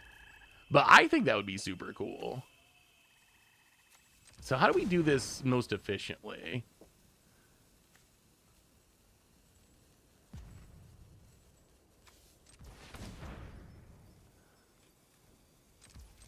Okay, so let's go to combat. Attack, attack. See if our opponent blocks.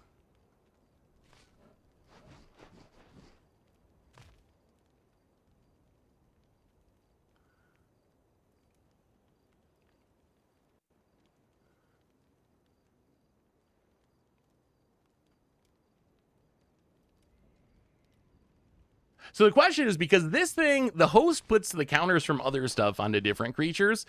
The question is, do we try to kill stuff first, but we really need to attack to get the cost of static snare down? We could kill the Sinkhole Surveyor first with the Storm Brood. So the opponent's going to block, block, take 2.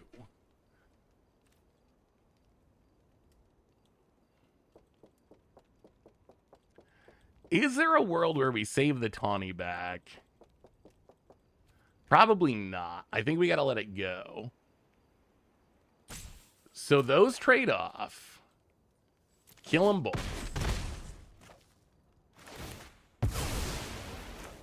Oh. Oh, no. Oh, oops. I had a whole plan and then I got distracted. We were supposed to cast during combat. Hey, what's up, Red Hot Richie? How are you?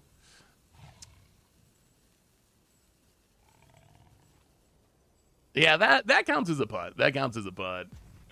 The idea was to static snare during combat at a discount, so we could also Storm Brood. But then I got distracted and forgot that we had that timing restriction. And that's going to be an issue. Most likely. Well, so now I think we have to kill the Sinkhole Surveyor.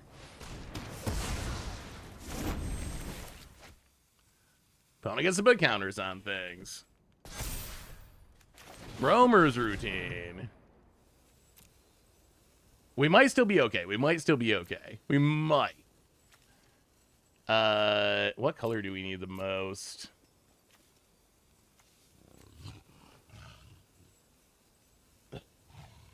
Ooh, all right, we'll take an island. All right, pass the turn. And Armament Dragon. Oh, no.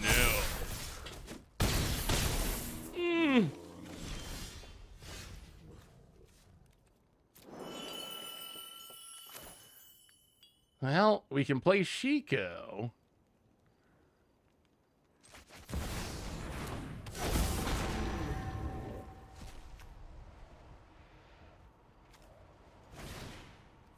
Yeah, we're just dead. Well. We could have. Oh, that was so close. Oh. That turn not casting the removal spell during combat really, really hurt. And then our opponent following it up with the Armament Dragon is just even more brutal.